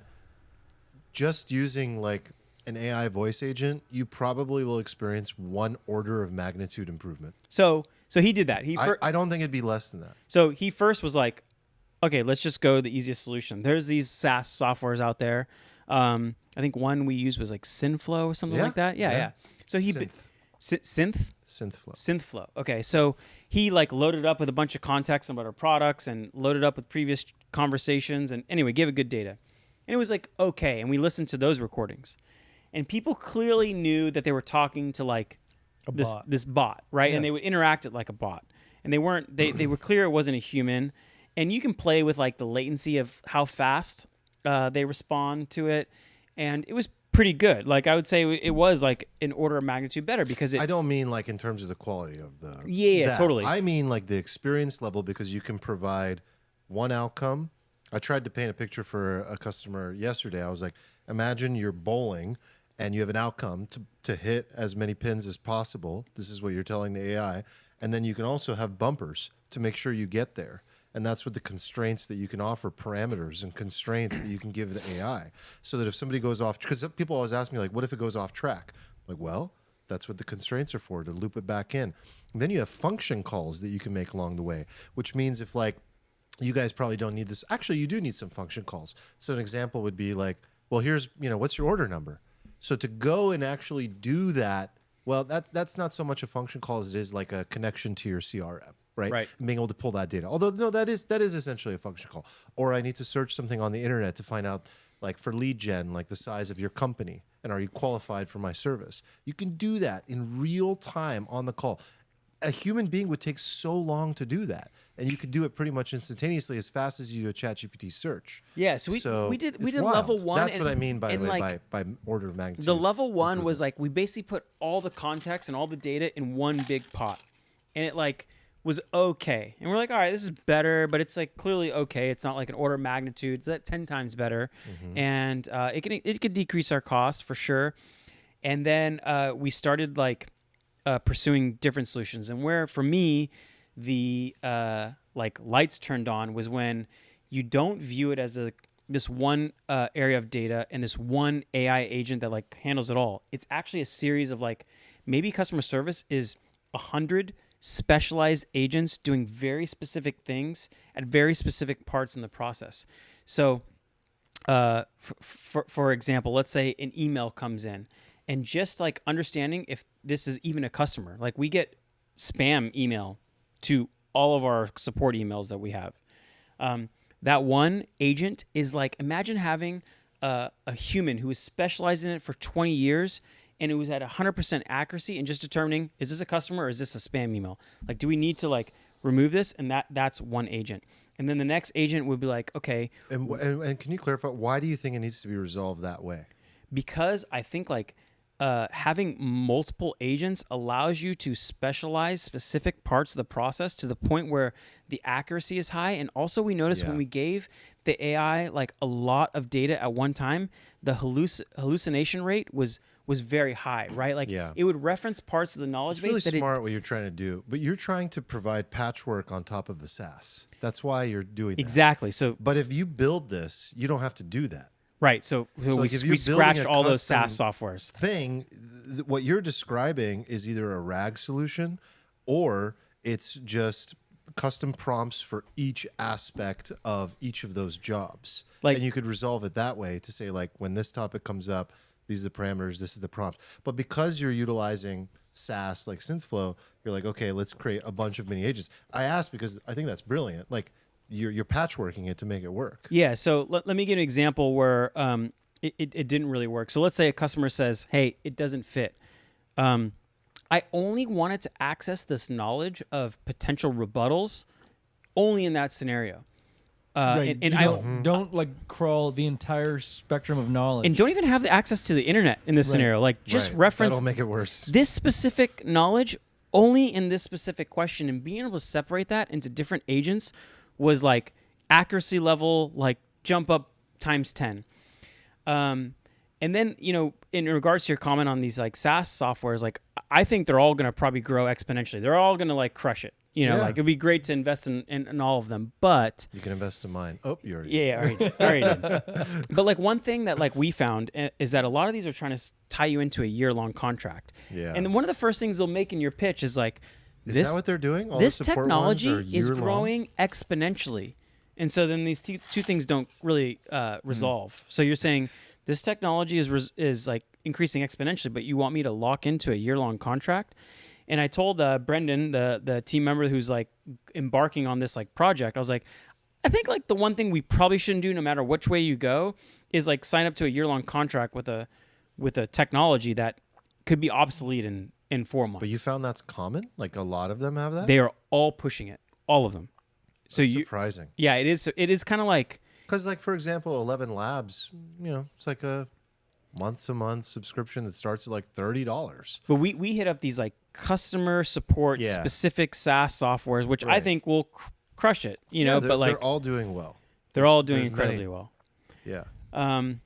Okay, so anyway, we found a solution that we like, right? We have this like open source tools that we can use and build upon it, and instead of turning it in from one common knowledge base that like kind of hallucinates and kind of has like accuracy like 80% of the time, to like dividing it up into multiple agents. And then I was like, holy shit, you can do anything. So I think that the best way for people listening to like try to think of this is like, think of a critical thinking task that you do, right?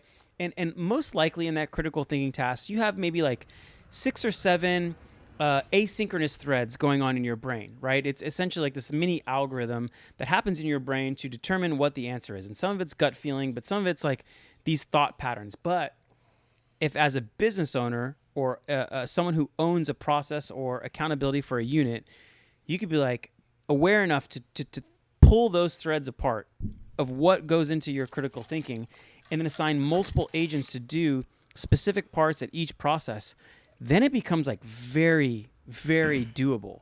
And like even look at like ChatGPT, what is it, the O1 model? It's like thought of as like the critical thinking model.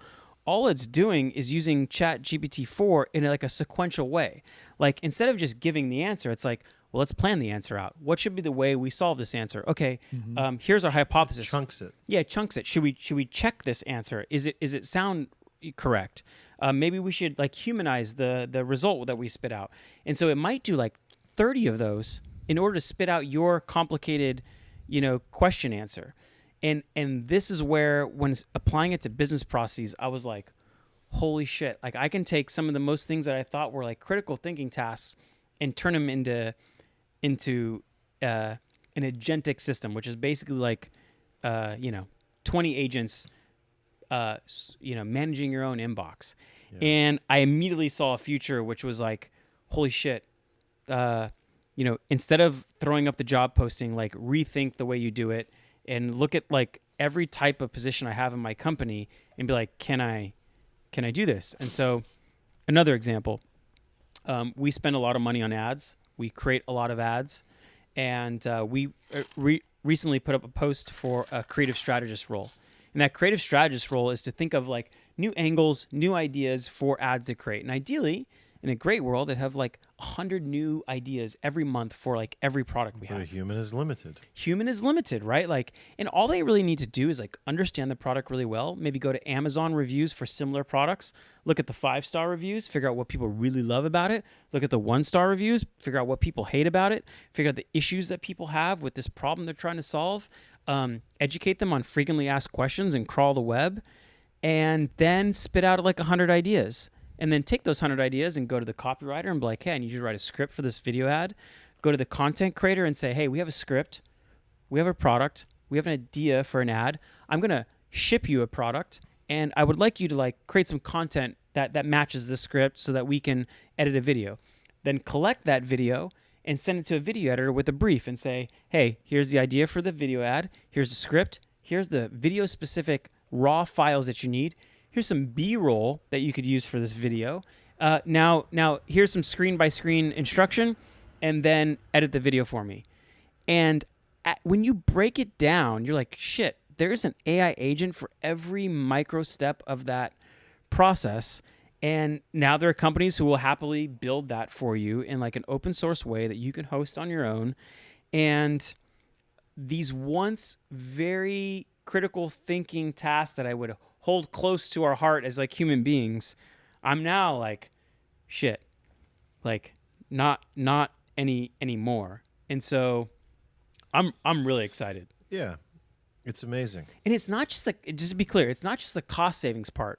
It's not that at all. Like, yeah, sure, there is a cost savings, but there is some form of human unreliability and human error and just like human motivation that plays into it, which just doesn't come into effect with these AI agents. Yeah, That's actually the bigger thing. They can Yeah. be more productive, I think. way more productive. It's not so much productive. Like we're sales focused. Like Nate, you're talking about support, but like we hear the same things all the time.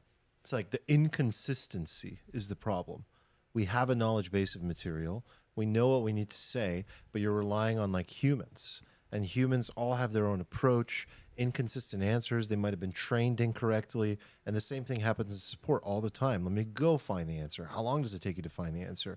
How well trained are they? Yeah, and like it's just also really hard to incentivize them to like the North Star. Like obviously we incentivize our reps to save for refunds. Like when someone wants a refund, if they're able to like convince them or offer them something in exchange for not refunding to solve their problem without refunding it, they get rewarded. But really, they're kind of being held accountable to like hop on the phone. So show me the incentive, I'll show you the behavior, Yeah. and it's just really hard to match up. Where Because the reality is, like, if you wanted to hire for this role and you had unlimited budget for all of these roles, like support and creative director, you could find world-class people that no one could be. And again, in a world, I'm just playing it out, of like unlimited budget. If you could hire 100 of the best support people in the world that clearly understood the North Star and knew exactly how to deal with that problem, it'd be amazing. But that's not possible for most companies. So we already know that AI is basically in the top 10th percentile of humans already in most areas, because you can give it a clear outcome. You can set those parameters and those constraints that I talked about. It lacks some functionality, but the functionality is now being built. Like in ChatGPT, in the desktop application right now, I don't know if you guys have tested this, the Vision. So have you guys tested Vision? No. So Vision is like you click the plus sign, and instead of like uploading an image, you click like share screen. So it now watches your whole screen. yes. So like you remember with Claude, there was computer use. The worst thing about AI is like the naming conventions of everything. It's like Claude 3.5 Sonnet new. But like there was like computer use, which was like taking over your computer and clicking through a website. Because you said, go to the Amazon listing, scan the 5-star reviews, understand them as a human, understand the low scores, and then bring that back and create intelligence out of it. We have all the pieces, plus the fact that AI is basically in the top 10th, 20th percentile of human intelligence. All we're waiting for is for all of it to be pieced together and for the whole system to become more and more intelligent until it's like at human or plus human level, which is what we call AGI. And when you add all those systems together, you have agents that are going to run wild and do everything we've ever dreamed of. So maybe I'll talk about like some of the limitations I've come across. So we did a call today with this company called Custom AI Studio. This guy, Devin Kearns, he's a founder. He has great YouTube videos, by the way. I highly suggest, like if you're just curious or you're a business owner and you're like, where do He's I like start? a consultant or an agency? So he built a custom AI studio, and I don't think they really knew what their business model was going to be to start. They just said, we're going to build custom AI implementations for companies to start. And that's what they still do. Yeah, I have this theory that like so many companies need so much help that the consultants and agencies will actually be a layer of this stack that no one is thinking about. Everyone's talking like infrastructure and applications, Yeah. but no one's thinking about just consulting implementation of all of it. And so, as he's learning what companies use, he's productizing some of the solutions he's building for his clients. Like they're paying him to essentially build some of these solutions. And he's like, I could probably offer this one as a SaaS or productize this version that, multiple clients have now started to ask for. So anyway, I started like throwing out random ideas of like, okay, let me throw out some ideas and see if you think this is possible. And it seems like the limitations are in non-explicit reasoning and in forecasting. So, for example, if you have a process or a critical thinking task, you kind of have to still explicitly tell it, here's a good example, here's a bad example, here's the bounds, the lower and the upper bound, but you can't tell it like, here's a set of unstructured data, and like, I don't know, maybe tell me if something looks odd to you. You have to tell it what looks odd so that it can find the pattern. You have to tell it, this is a good pattern, this is a bad pattern. You can't just hope that it will find things as if, because it has CEO. no context. Right. So that's the limitation. I also talked about like forecasting demand, and he was like, forecasting maybe when GPT 5 comes out, maybe, but like really it doesn't have strong reasoning capabilities. You still have to like explicitly tell it what's good, what's bad, what to look out for, what to do when. But for companies who have a little amount of data, like this should completely change the way you do some of these processes. And so we can talk a little bit about more that what that looks like. We can also talk about like maybe what publicly traded companies are I think like I have a lot of questions based on what you've already brought up. So a couple things are like what do you see being disrupted? Like if you can just like chunk out everything and like really compartmentalize every component of your business, like does everybody get disrupted? Is that the way this is going? Like everybody's gone? It's funny. So I asked, like in one of Devin's YouTube videos, he talks about, okay, we don't know what we'll end up being, right? We're just custom developing AI solutions, but we don't know what our end business model will be. Maybe we'll try 3 of them and it'll collapse to 1. But all we know is our North Star is to do kind of what Sam Altman forecasted, which is that there will be $1 billion company started by one person.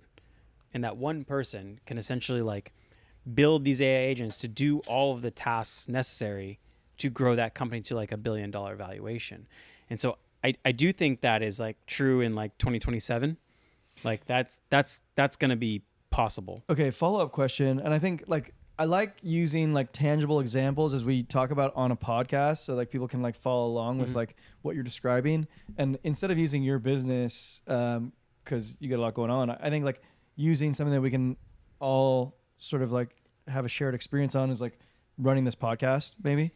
Like, so there's some critical thinking that we do, like creating titles for every episode or thumbnails or so. Like, are these the components that you're describing that an AI would just like easily solve? Dude, I think incredibly, like now that you bring it up, I hadn't thought about it before, but like our content planning, just quick chat, everyone throws up some suggestions, and then we kind of like filter down what we might want to talk about.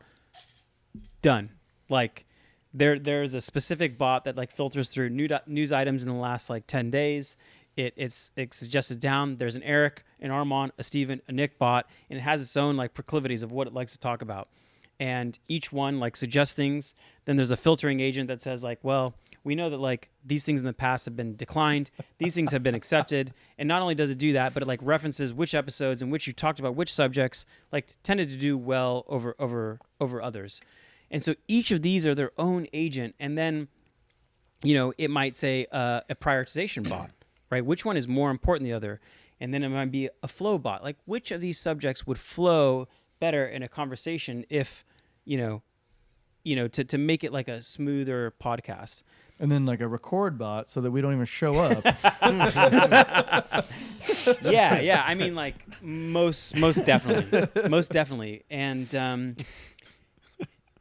yeah, and I don't want to get into like the underlying technology aspects of it because it's I don't think it's that relevant, but suffice to say that there are these open source like Lego blocks that are available to build, and they do most of the things in order to translate them to a language or to an unstructured data set into a way that like language models can understand them, and it's like profoundly powerful in terms of what it can do for your business. Like, for example, the creative strategist role. Like the whole idea is that it's a creative. It's like innate to human ability that like this should only be something that a human can do. Yeah. But the funny thing is when GPT came out, the first thing we did was we would make it recite like make a poem. Make a poem that like about this funny thing, and it would just recite it and be like, okay, redo that poem with only words that start with S, and it would just do it. Yeah. Now in the voice of Donald Trump. Yeah, exactly. Like now do it in a Shakespeare tone. And it's incredibly good at those things. And so now I'm like, shit.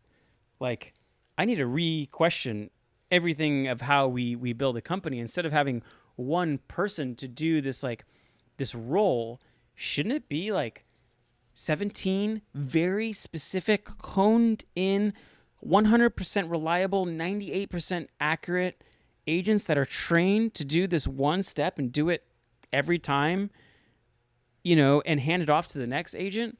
And then there's like 3 other agents that check their work and understand if it's doing a good job, and then, refix them. And I think I've like seen that process come to light, and I'm like, oh shit, like 12 months from now, this is going to be amazing. I'm excited. And BB. business boner. Yeah. Okay, so you guys have a business boner. I have an investing boner. Okay, you want to talk? IB? Yeah, I have an IB. Interactive Brokers. IBKR. Interactive boner. Okay, so They're all interactive, to be honest. Like This is very highbrow. what? I mean, For me, it's not a good podcast until that kind of comment gets made. what kind of companies are in the public market that like might be able to capitalize on this change here that like is All of going to them. automate every aspect of But they'll be- operating a business? They'll be the slowest. To No, but like adopt. there's going to be some service provider that like offers what Nick is describing to like the S&P 100 type Yeah. companies, and that like becomes I got a few to throw out. Like I asked the machine, uh-huh. I was like, Yeah. hey, so Just do that. Ask the machine. yeah, like why would I think about it myself? Okay, one that I like filtered myself is ServiceNow. So ServiceNow basically, by the way, look at the chart. It's already up only, but like Steven, knowing where look we at the chart. are, like most of these AI agents are only possible because GPT-4 came out. So I don't know how old that is, but we're on like the early. We're not even on the ramp up of the adoption. Like Damn, is this like 2009 Bitcoin right now? Like early days? I think so, right? And so you have to ask yourself, for small to medium-sized businesses, even large enterprises, who do they already go to for automation, efficiency, outsourcing? And like ServiceNow is one of those companies. They help automate like IT infrastructure monitoring. Like, are the servers healthy? Is everything okay? They do HR monitoring, like and process automation, customer service. They do that for large companies. So a company like that, just if they use these tools that are very available, you can imagine that their service offering becomes very in demand. And I think in their recent earnings, they grew revenue at 22%. It's already a very large company. So a company like that has a chart that's up only. I think it's like one of those ones you just like bite down and just buy it, because like Damn. Like this, like I'm seeing this opportunity as something that's like nascent as you're describing, but could become like a Salesforce level enterprise. So like, Salesforce was one of those ones that's also available, right? Like it owns a lot of the CRM data. So like you would think that it's very probable that it would capture a lot of this. But I asked the machine, I want to know which publicly traded company has the largest percentage of revenue that are impacted by AI agents. So Salesforce got a lot of revenue streams, mainly just offering the CRM. AI agents, I don't know, it's like a little add-on into their service offering, but ServiceNow, this is like core to their offering, is like automating your process, getting humans out of it, making it more efficient, and saving you money and charging you a recurring monthly fee for it. So like that is going to impact their revenue pie, significantly. The other one that came up is Palantir, which is like valuation-wise is Jesus, yeah. like Exosphere, Yeah. right? So like I don't know. Everyone can decide if they want to play that game, but they're also another company that's applying these AI agents to like data interpretation for defense and government. But those are the two that I found. That the other ones that it offered was like a company called UiPath that I haven't looked into, but there's a subset of companies that are offering these AI agents in relation to robotics. So like a robot can't do anything unless software tells it what to do. And so there could be this like subset of companies that all it does is offer AI agents for robotics to tell it to move the right arm over to the left arm, right? So there were like 2 or 3 companies that it mentioned in relation to that. Is there a chance, like, Lots because of attention, we've been dude. talking about AI thus far as just like the picks and shovels and the infrastructure, and we've been describing like the application layer as being this like blank box. Is there a chance that like an early application could just be like applying AI like for enterprise? And why Yeah, Trump- there's already that, right? Like most companies or most business owners are probably familiar with like Zapier, right? It's a very common tool. It started off by connecting your Google Drive with your Dropbox or your Google Drive with your Facebook ads, or like it connected all these tools you did together, right, using APIs. And they have these like AI integrations that allow you to do some kind of like function in between the two. But what we found, as in our own exploration, is that those are the most abstracted versions of these AI agents, meaning they're like out of the box tools. You want A to like turn B into C, it can do that. Then you like go to like the lowest level, which is like no abstraction. You kind of need developers to like develop that and code it in. It's like, I don't know if I want to, put my dev team on this project, which could, produce whatever fruits or no fruits. But then there's like this like middle ground of applications. And one of the companies that we started like looking at is this company called N8N.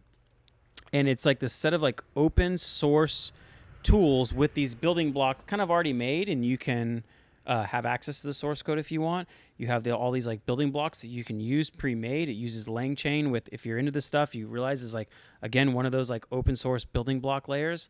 And you can kind of like create like this visual flow chart of email comes in, it filters the email if it's spam. Then there's an agent who categorizes it. Then there's an agent that prioritizes it.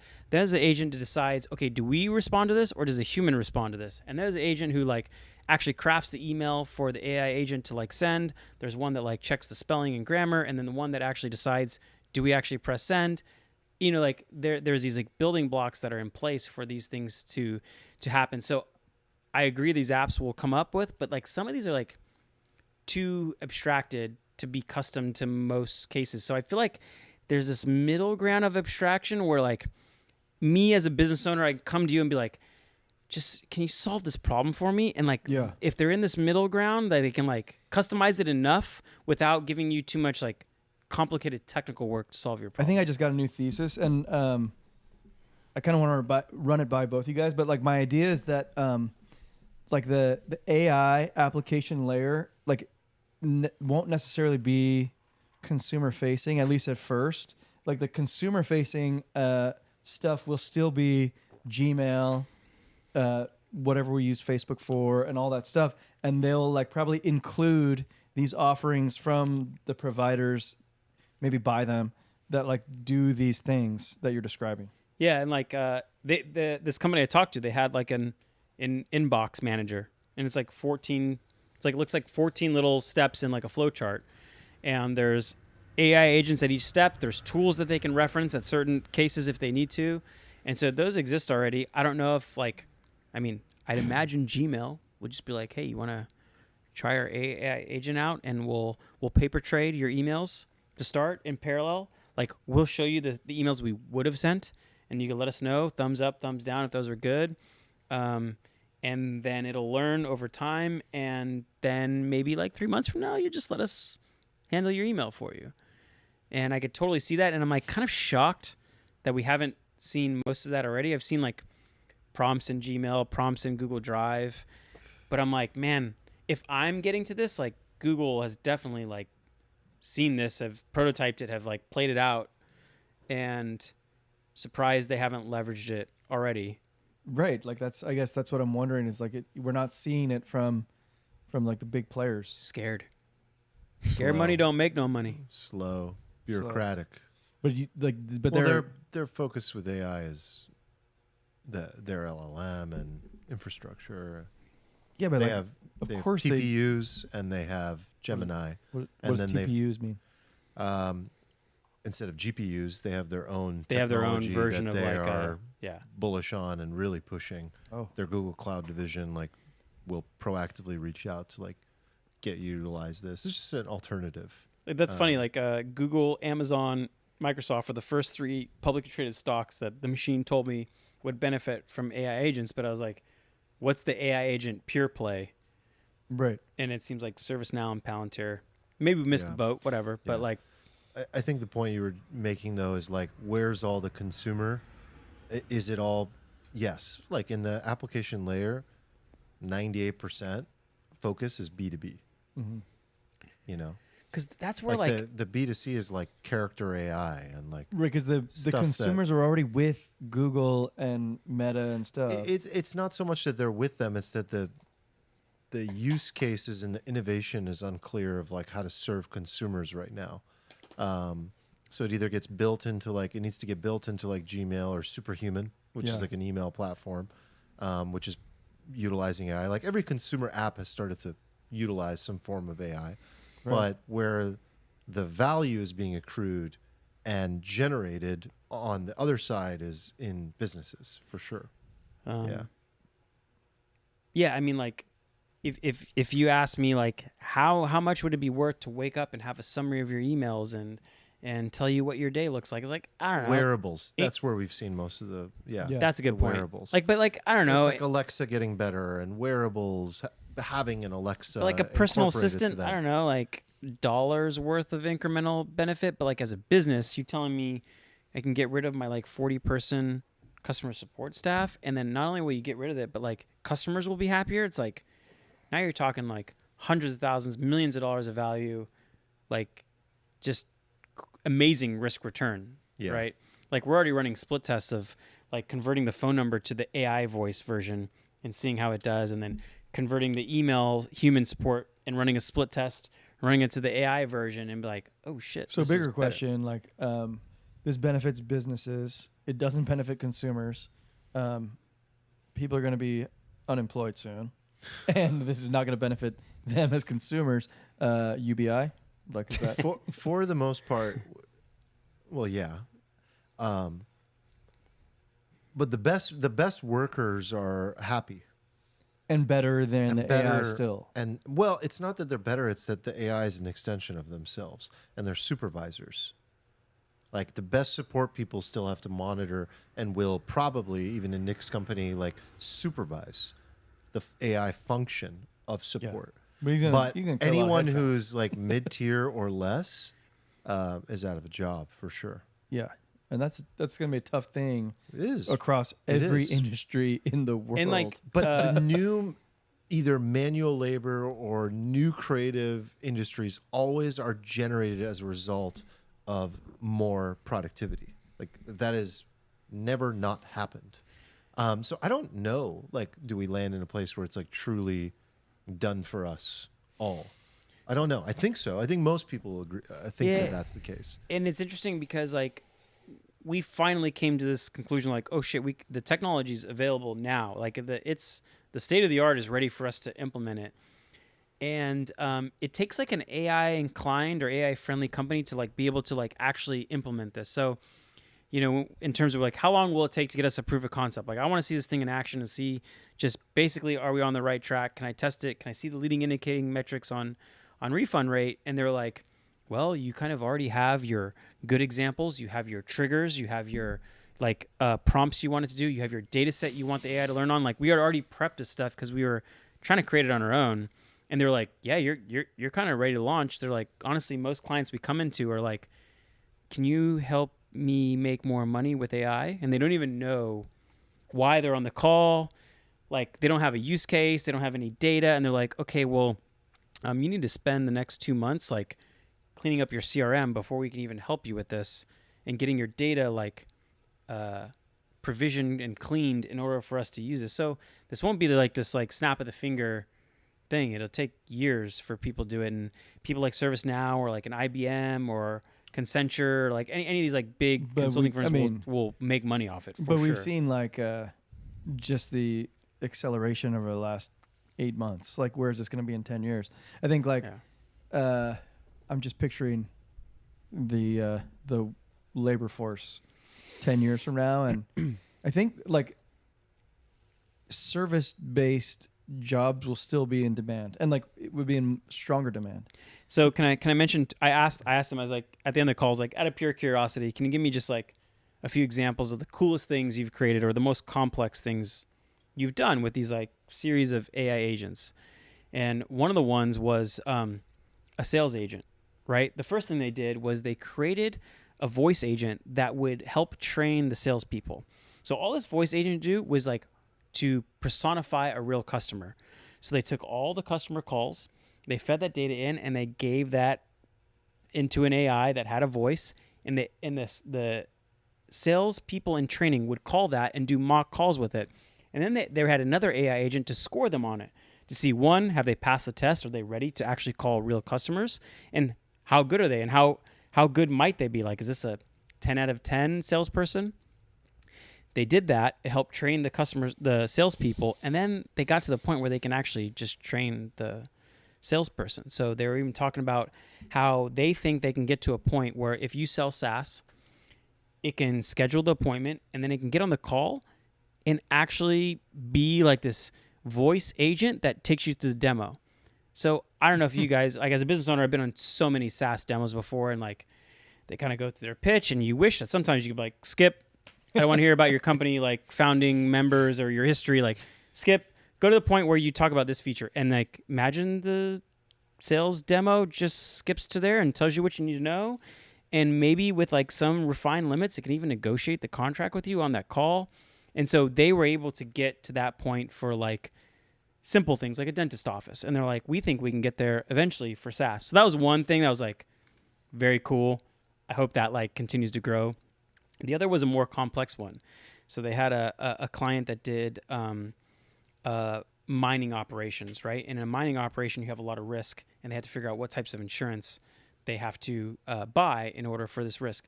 So they would essentially upload the project details of that mining operation, and then it would spit out all the legal risks, the financial risks, and recommend what types of insurance.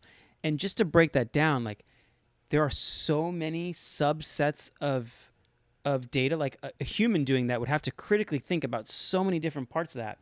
But they were able to chunk it down to like micro data sets and micro methods of analyzing each data set. It was probably like, I don't know, a 200-step process that would spit out the solution, but you know, agents could do it in a matter of seconds, and it took multiple iterations of doing it. But risk analysis is like kind of tough to do. Like imagine doing a actuarial type of position, but if you're able to do that, you could do a lot of other things. So I thought that was really cool. In a funny way, actuarial stuff might be the easiest to displace because they're literally just robots to begin with. Yeah, they kind of look like robots. They sound like robots. What was the one with Jennifer Aniston? She was dating the actuarial guy. It was like Along Came Polly. Along Came Polly. Yeah. Risk analysis. Never saw that one. It's so good. Anyway, I'm like in the abundance camp of like technology, at least for business owners. Yeah, exactly. And startup. And then laborers, UBI. Nick basically pitched our new product, the first one. Which one? The one you just talked about. Yeah. That's what we do. That's what we built. What are you building now? You want to talk about it, or? I mean, you just described it. Like when you sell SaaS, especially in a startup, like you're talking to a salesperson, maybe you're talking to the CEO, you do a discovery call.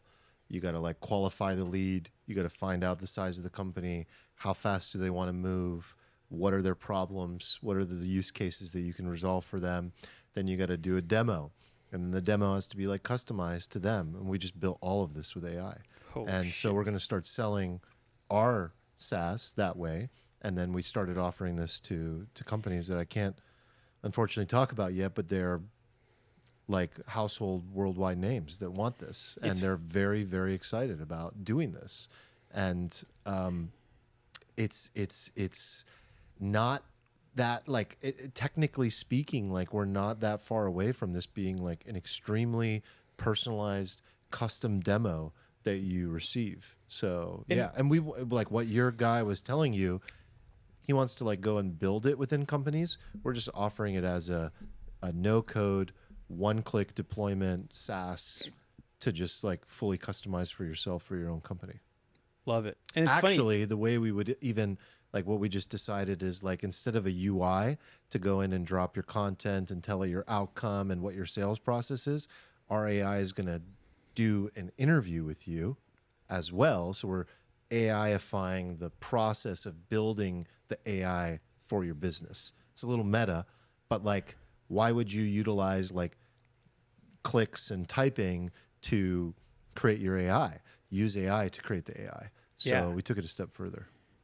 Yeah, I mean, it's funny because you didn't start out as an AI studio being like, hey, we'll do everything, but you started in one part and you're like, okay, we need to find product market fit, and you've like tried a bunch of different variations with like brands and people we probably shouldn't mention, but like they're big, most definitely household names, and you found like certain use cases that work really well. That's what happens. You just like respond to requests, identify problems, and the most recent one in this when I went to Portugal with my co-founders for the retreat that we just did, that's where we came up with this, and we built it in 2 weeks, and we're like ready to deploy it for ourselves, and we're ready to deploy it with like first customers in 3 weeks. Ooh, that's how fast you can move in this space. So it's funny because speaking about the laborers, we have a friend also named Nick.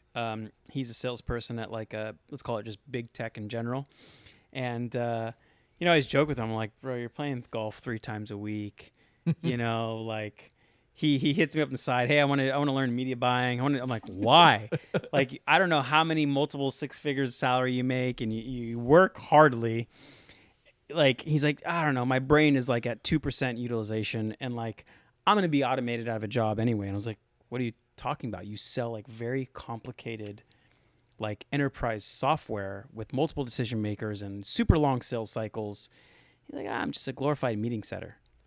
Like, I'm an overpaid meeting setter. And he's already aware that like he at some point in the next wild couple of years, he's going to be automated a job. He's a relationship manager.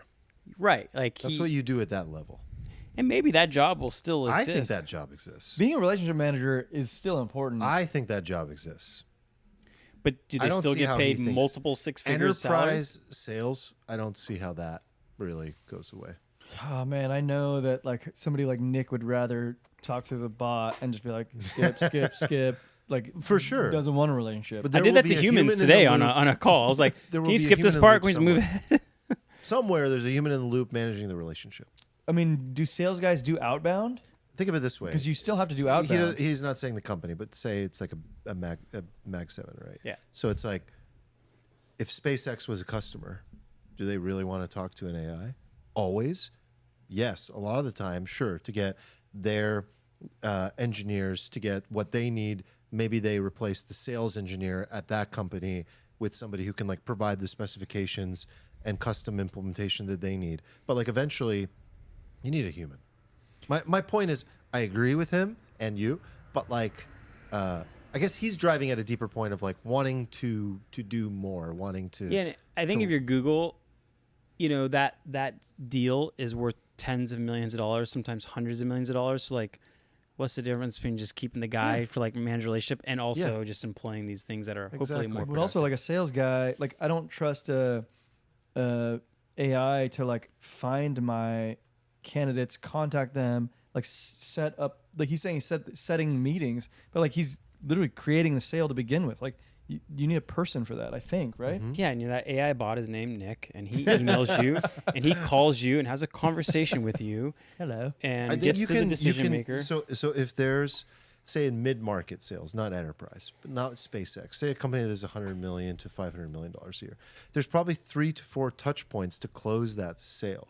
I think you can remove 50% of them today, right now. Yeah, and particularly like the very formulaic components, which are like emailing them to see when you're available, like this Thursday at 3 p.m., like set the meeting. Like exactly. And I don't know, maybe I'm not creative enough to understand like the personal applications, like what in my personal life can do.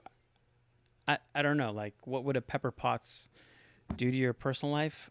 I feel like we've been tied into this romantic version of like her, where like there's this like thing in your personal life, but I think the real money's in the B2B, applications, higher productivity, lower costs, massive amount of revenue for per capita, essentially, for a country that like lets it rip. I don't think it is, but I just think that the B2C stuff is that we're just like kind of locked into the mega caps, and they've like already conquered B2C, so they're just going to acquire the enterprise solutions and then deliver I don't think it through so Gmail. because innovation doesn't occur at that level.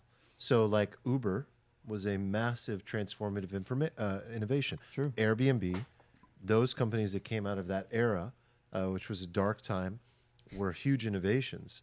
And you didn't find, Expedia being like, let's do sleep in my, friend's house. And you didn't have some cab conglomerate roll-up company being like, let's actually just get regular people to drive cars. That took like a very innovative Lyft, Uber founder to come up with that. The same thing is happening in the B2C space with AI, and in general will always occur. The problem is success rate is much lower. So to like hit that, like you're so lucky, you would be so fortunate to invest or be part of an Uber at an early stage, right? It's a huge achievement. But there were so many companies that played with that, carpooling and this and that. And our good friend was like early stage at a company that pivoted into becoming Lyft. So it's just Agreed. very, very highly unlikely success scenario. No, I agree. That's why people go. That's why companies go B2B often. I just think that they're like takeout targets, like they're takeover candidates, like every time, and we're talking about companies that are way more capitalized than they were in 2007. Like these guys have a balance sheet that's just flush with cash. But haven't we had some problems with these takeovers? Like they're not allowing them. Like who was it recently that was trying to? I can't remember right now, but like it's been difficult for the larger mid-market companies to get acquired by the large cap companies. And so maybe what's going to start to happen is like just more innovation as a result of that. Depends on regulatory, right? Like how that goes, but yeah. I get your point though. We'll see. I mean, like these, I'm of the opinion that these companies have not been created yet. Yeah. And when they do get created, they're going to be like immediately like vultures circling around them, and like whether or like not someone creates the her, you're saying, that like really wins, the one that like humans want to interact with, and like of course Apple's going to be like, shows up and here, take my $200 billion, and they're like, okay, yeah, for sure. Steven's not impressed until I can help him with trading. No, seriously. I think we it could need do the that so filter part. badly. It could do the filter part, like you stick it on CoinGecko, and they showed me today. I was like, hey, this service doesn't have an API. Like it just needs to like replicate what a human does, which is like go to the URL, type in thing, click button, and they're like, yeah, we already do that. So it can filter There's out all so your. much you could do that would be so good. Like if you could just talk to something and it just understood the basics of like charts. Like, hey, show me stuff that's breaking out and is in this segment, and it's like here, you just like say that and it just filters it. That would be great. There's all sorts of like on-chain stuff that would be super interesting. There's all sorts of like social metric stuff that would be super interesting. Yeah, and I think right now you have to custom build that, but like maybe in a year it'll just be like someone already custom built it and was like, here it is. Yeah, like that'll here's exist for LLM that sure. connects to like a trading view. And so you can just ask it things about the chart, and it has these tools, and it's already like it's 7 agents connected together, but to you it feels like one that you could use. I've already started using. So we talked a little bit about the the virtual protocol and how a lot of it is like it's going to be mostly nonsense, right? It's going to be 99.99% like nonsense. But there's like one agent on there that like I actually already use. It's called I think it's called AI XBT. And it is actually pretty good at like filtering data from social, filtering some data from Discord. I don't know how it gets it. And it like throws ideas out. And I'm like, huh, okay. And it's got like its own terminal that you need the coins to access. So like I see like the early stages of it there, and it's super interesting. Yeah, I mean like assessing videos, like trying to understand like what's going on TikTok. It's just funny to me how these AIs currently do it. Like they don't actually like understand what's going in the video. It's just like this visual turning to language. And then once it's in language, it can be interpreted. Like there's language that says what's happening in the video, and then it can like process it. That's our current state. And once those evolve, it'll get better and better. Is that true? Like, when you feed a video into any of these LLMs, like it converts it to language? As far as first? these open source like building blocks that I'm talking about that can like do these specific tasks, one of the tasks that it has to do is turn a video into human language. That's one for video, and then there's this other idea of like unstructured data sets in which it actually turns it into like a string of numbers. So it'll take I don't know, let's say you export all your emails, and some of those emails have text, some have video, some have PDF attachments, some have Excel attachments, and it can like turn them into a vector database, and it's just a string of numbers like -0.2 and +1.3, and somehow that's easier for the AI to like establish relationships between the data. So it'll either do it in terms of converting it into language or converting it into a number set that like it can understand. And I don't know. I mean, there's no other way for a computer to comprehend. It's not going to like grow eyeballs. And it's then, not like watch a video. it's not like a camera on a Tesla that's like actually viewing the world and making decisions upon what it's seeing. Like, it has to convert it into language or numbers first and then like decide. And so maybe it ends up turning your graphs, not like ingesting it as numbers, but ingesting it as like a green or red charts, or in your case, colorblind blue or slightly blue charts. Candles. You gotta imagine that a computer would be like incredible at like pattern recognition, though. If you just like, but it has to be explicit as of right now. So like Steven says, I want to see this pattern in a chart, and you tell me every time this pattern shows up in a chart, and here's a subset of like charts I want you to like examine every 5 minutes. I mean, or you train it. Like, I feel like AI would be really good at memes, actually, because you just train it on all the on-chain stuff. Maybe it identifies like how to spot like all the Cabal coins and which ones are going to dump on you, and where people are kind of manipulating price, and you get in ahead of time. Or it gets good at like analyzing trends on TikTok or Discord. It can kind of parse all of this data and pull something from it that is maybe hard for a human to do. It's like too much data, and there's too much noise. Yeah, I think like as long as you can explicitly state what you want it to look for, that's good. But like you can't rely on for like inference. It can't just like make up what it doesn't should have look to for. infer though, right? Like, can it? You could, if you give it enough data, and you're like, here's like the input and here's the output, which is price. It can start to be like, oh, like when I observe X, Y, Z input, like price goes here. That's a good point. So one of the things that this guy said that I was learning from, he said that examples will turn an AI agent from like 90% inaccurate to 99% accurate. If you can give it literally enough. make every customer give us like examples before we train. Right. So you notice that too, right? You like have it has to. to have good You have positive to. examples. Yeah. And that changes it from like They're not gonna implausible like to like, holy they're shit. not gonna like the result without it. Right. As soon as you do that, like it changes it.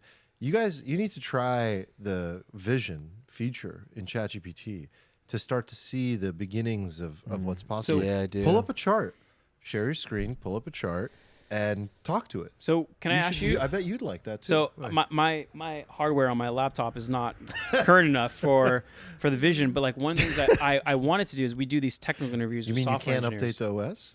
I mean, You no, don't want no, to. my hardware is not. No, you don't want to. No, my laptop's too old. Actually, I used to believe that when you upgraded your OS, it hurt your hardware because it couldn't handle it. They have optimized software. Keep my cars and laptops. They for have 10 years minimum. optimized. That used to be a thing. I think you have PTSD from updating your iPhone when your iPhone couldn't handle it. Damn Yeah. right he does. But like one thing I wanted to do is like it can handle it. Upgrade your software, then upgrade to the latest version of ChatGPT, and it's worth it because having the desktop software on your computer is a game changer. I have a keyboard shortcut that I talk to 47 times a day. Like it's worth it, Hey, dude. It can handle it. It can okay. So handle one it. of the things It I can want to handle do it. is like we do these technical. Or get a new laptop. You have We a do these- thriving business. And Nick's pretty poor. Okay, that's a sore subject. We do these technical interviews with software engineers, and I have two technical guys on there, and they're kind of conducting the interview, and we give them a code set and a problem set, and they like code while sharing the screen, live in front of us for like an hour and a half, and we determine if they're good or not. Wow. But like intense. I'm not technical, right? So like I'm basically screenshotting their work and putting into ChatGPT while they're doing it. Like, hey, this guy on the Gnarly. right track. But you're saying I can just enable this vision, and this GPT will, and I can just Yeah. ask it, hey, is this guy on the right track? And it'll tell me. Well, yeah, ChatGPT is trying to take out Cursor right now. That's exactly what they're doing. All right. Bless you. That's exciting because like I would like to be more empowered as like So a technical ChatGPT noob. search is trying to take out Perplexity, and Vision is trying to take out Cursor, and they are getting very good at coding assistance. Knife fight. Big Love time. it. And we win. We Here win. for it.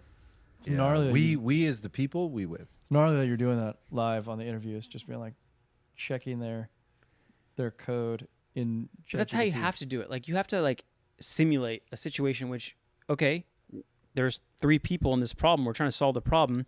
You're in front of your computer. We're all surrounded around. Like, let's solve this problem. And Coding is very interpretive too, though. It's like very creative, and it's very like unique to the individual. And every individual has their own like relationship with their code. we score know, them on style and Yeah. like design, and There not are only just solving the objective problem. things. There Like, we are definitely objective things. Cleanliness and the ability for like a new person to jump into that code base and like be able to make sense of it. Like you don't want someone who like does it in Chinese. That just makes it difficult for other people. Just a right? quick rant as we like wrap up, but like we have some engineers that finish like we give them 4 problems, and they'll finish the first 2 problems. Some engineers in 9 minutes, right?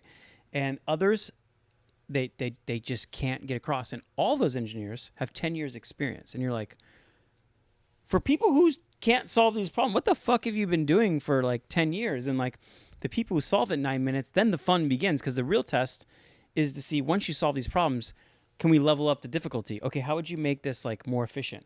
How would you make this cheaper? How would you like if I came to you as a business owner and said, okay, I want to be able to like duplicate this times 1,000. Now how would you do it? And like that's really where like the fun part That's begins like in the where interview. interview actually begins. But like 90% of the people I'm coming across that have 10 years experience They are just don't like even get to the answer, or they just they can't get to can't the do answer. And we say you can some Google. people take a long time. You can Google, and you can use whatever AI copilot you like. Whatever you do normally, you just do. And we're not like judges, even though we are. We're here to like help you clarify questions and like help you along. Like you're we're watching them in real time. yeah, they're sharing their screen, and they're like at home, like, okay, I just showed up, boom, problem set. I logged in. There's a code base, solve problem. This sounds awkward as fuck with the people that can't solve it. You're just like, what are you saying to them? It's funny, like the CTO on those calls, like roll it back 8 years. He used to make people cry on those calls. Like, bro, what are you even doing right now? Like, what are you doing? Are you So lost? ruthless. Like, how long have you been coding for? Like, this is like kindergarten level. Should we end the call now, or do you think you find another way to do this? And he would make grown men cry. And like now, he's like a little older now, and he's just kind of like, he'll like start to help him with the problem, and I text him on the side like, "What the fuck are you doing?" He's like, "It's over, interview's over." But like, let's just let the guy go out in like a humane way. And I'm like, I call him like, "Bro, are you going soft on me?" He's like, "Hey, just this is the way I like to do things now. It's just better." It's way better. Yeah. Anyway, all right, guys. Can we end with a meme? Yeah, we got a meme. Yeah. You got a Sydney I Sweeney wanted meme. to do this in the beginning, but no, this is Okay, Oh, we forgot. throw it on the about screen. nothing says make America healthy again like a Big Mac and a lipper. And that's Amen, So if you're brother. not watching, it's RFK walking out of a little bodega with a Zin, and then it's the foursome of Elon and Trump and RFK and what's his name? Trump Jr. Trump Jr. Big Macking it up on the plane. I think on the way to the UFC fight. Or on the way back. Or you on know, the way it's a back, little- yeah. But look at those smiles, man. Look at those grins. Is anyone? I bet a lot RFK of is not smiling. You I see bet his a face? lot of He's like, people were very upset and offended by RFK having a Big Mac. Bro, he's going full That's hide the pain Harold. in that really, photo. really. He's not a happy bad. man right there. Bro, That's the really seed bad. oils are gonna wreak havoc on him. Yeah. I mean, if I'm being objective, that's like extremely hypocritical. Nobody with half a brain is looking at that photo being like, "Oh my God, RFK likes McDonald's." Right. But dude, how about you the know. Zin though? The Zin, yeah, for sure. if you can do 10 This is pull-ups healthy in and some bang out universes, right? fucking presses and look like he does, yeah, you might deserve a Big Mac once a year. Yeah, he doesn't look happy. Trump looks so happy. That man's happy.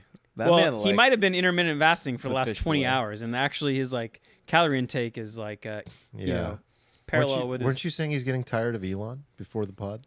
yeah, I guess Something he's been about- saying like, yeah, Elon No, won't leave I'm Mar-a-Lago. blown away at like how Elon has like just leached on to Trump and is going everywhere with Let's him. be clear though, It's this pretty thing is going to crazy. end up in a supernova rocket explosion. Like, Oh yeah. You think there's they'll going hate to each be. other? I already Yeah. know what it's going to be. It's like I think so too. Trump's going to be like tough on China, and Elon's like, well, like I get like a lot of my revenue for Tesla from China, and then butt heads implosion. Elon's not reading the something room. will cause like it. Elon's the guy you have over for dinner, and it's like 1 a.m. That's and he's like literally still what there Nick for was some saying reason. before the It's just pod. like, why That's literally is the this fucking guy analogy still used. here?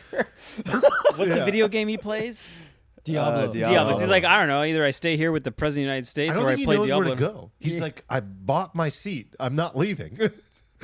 He's probably literally sitting there on the laptop playing Diablo. yeah. I love there was a little clip of him at a UFC fight, and they're ringside, and Elon's on his phone, clearly just like dicking around on Twitter, laughing at memes, and Trump does the dad thing, like taps him, like put your phone away, the fight's about to start, and Elon goes, oh, yes, sorry, and puts away the phone, and then tries to pay attention for like 60 seconds in a row. Fighting, yes. Yeah, it was so good. Like Trump's like, dude, just put your phone away for a second. Jesus Christ, The dynamic is hilarious. Yeah, it's not gonna end It's well. hilarious. it's not gonna end well at all. Yeah, I don't think so. But may our bags flourish in the meantime. Absolutely, and may we never end up in like a friendship supernova like May the they pump will. be with you. Yeah. All right, guys. That was fun. Hope you guys had fun. We went long, like I guess we have been recently. But Yeah, we're more of like a 4-hour pod these days. yeah, but like It's only once a week, people. but quick production note: we won't be here next week because it'll be the day before Thanksgiving, and yeah, like you yes. should all enjoy the time with family and travel if you are going to. We're going to, See you in the Discord. and then we'll have plenty to talk about the week after. And if not, see you in the Discord. Happy Thanksgiving, everyone. Happy Thanksgiving. Love you guys. See you soon. Ooh, we gotta talk about what we're grateful for.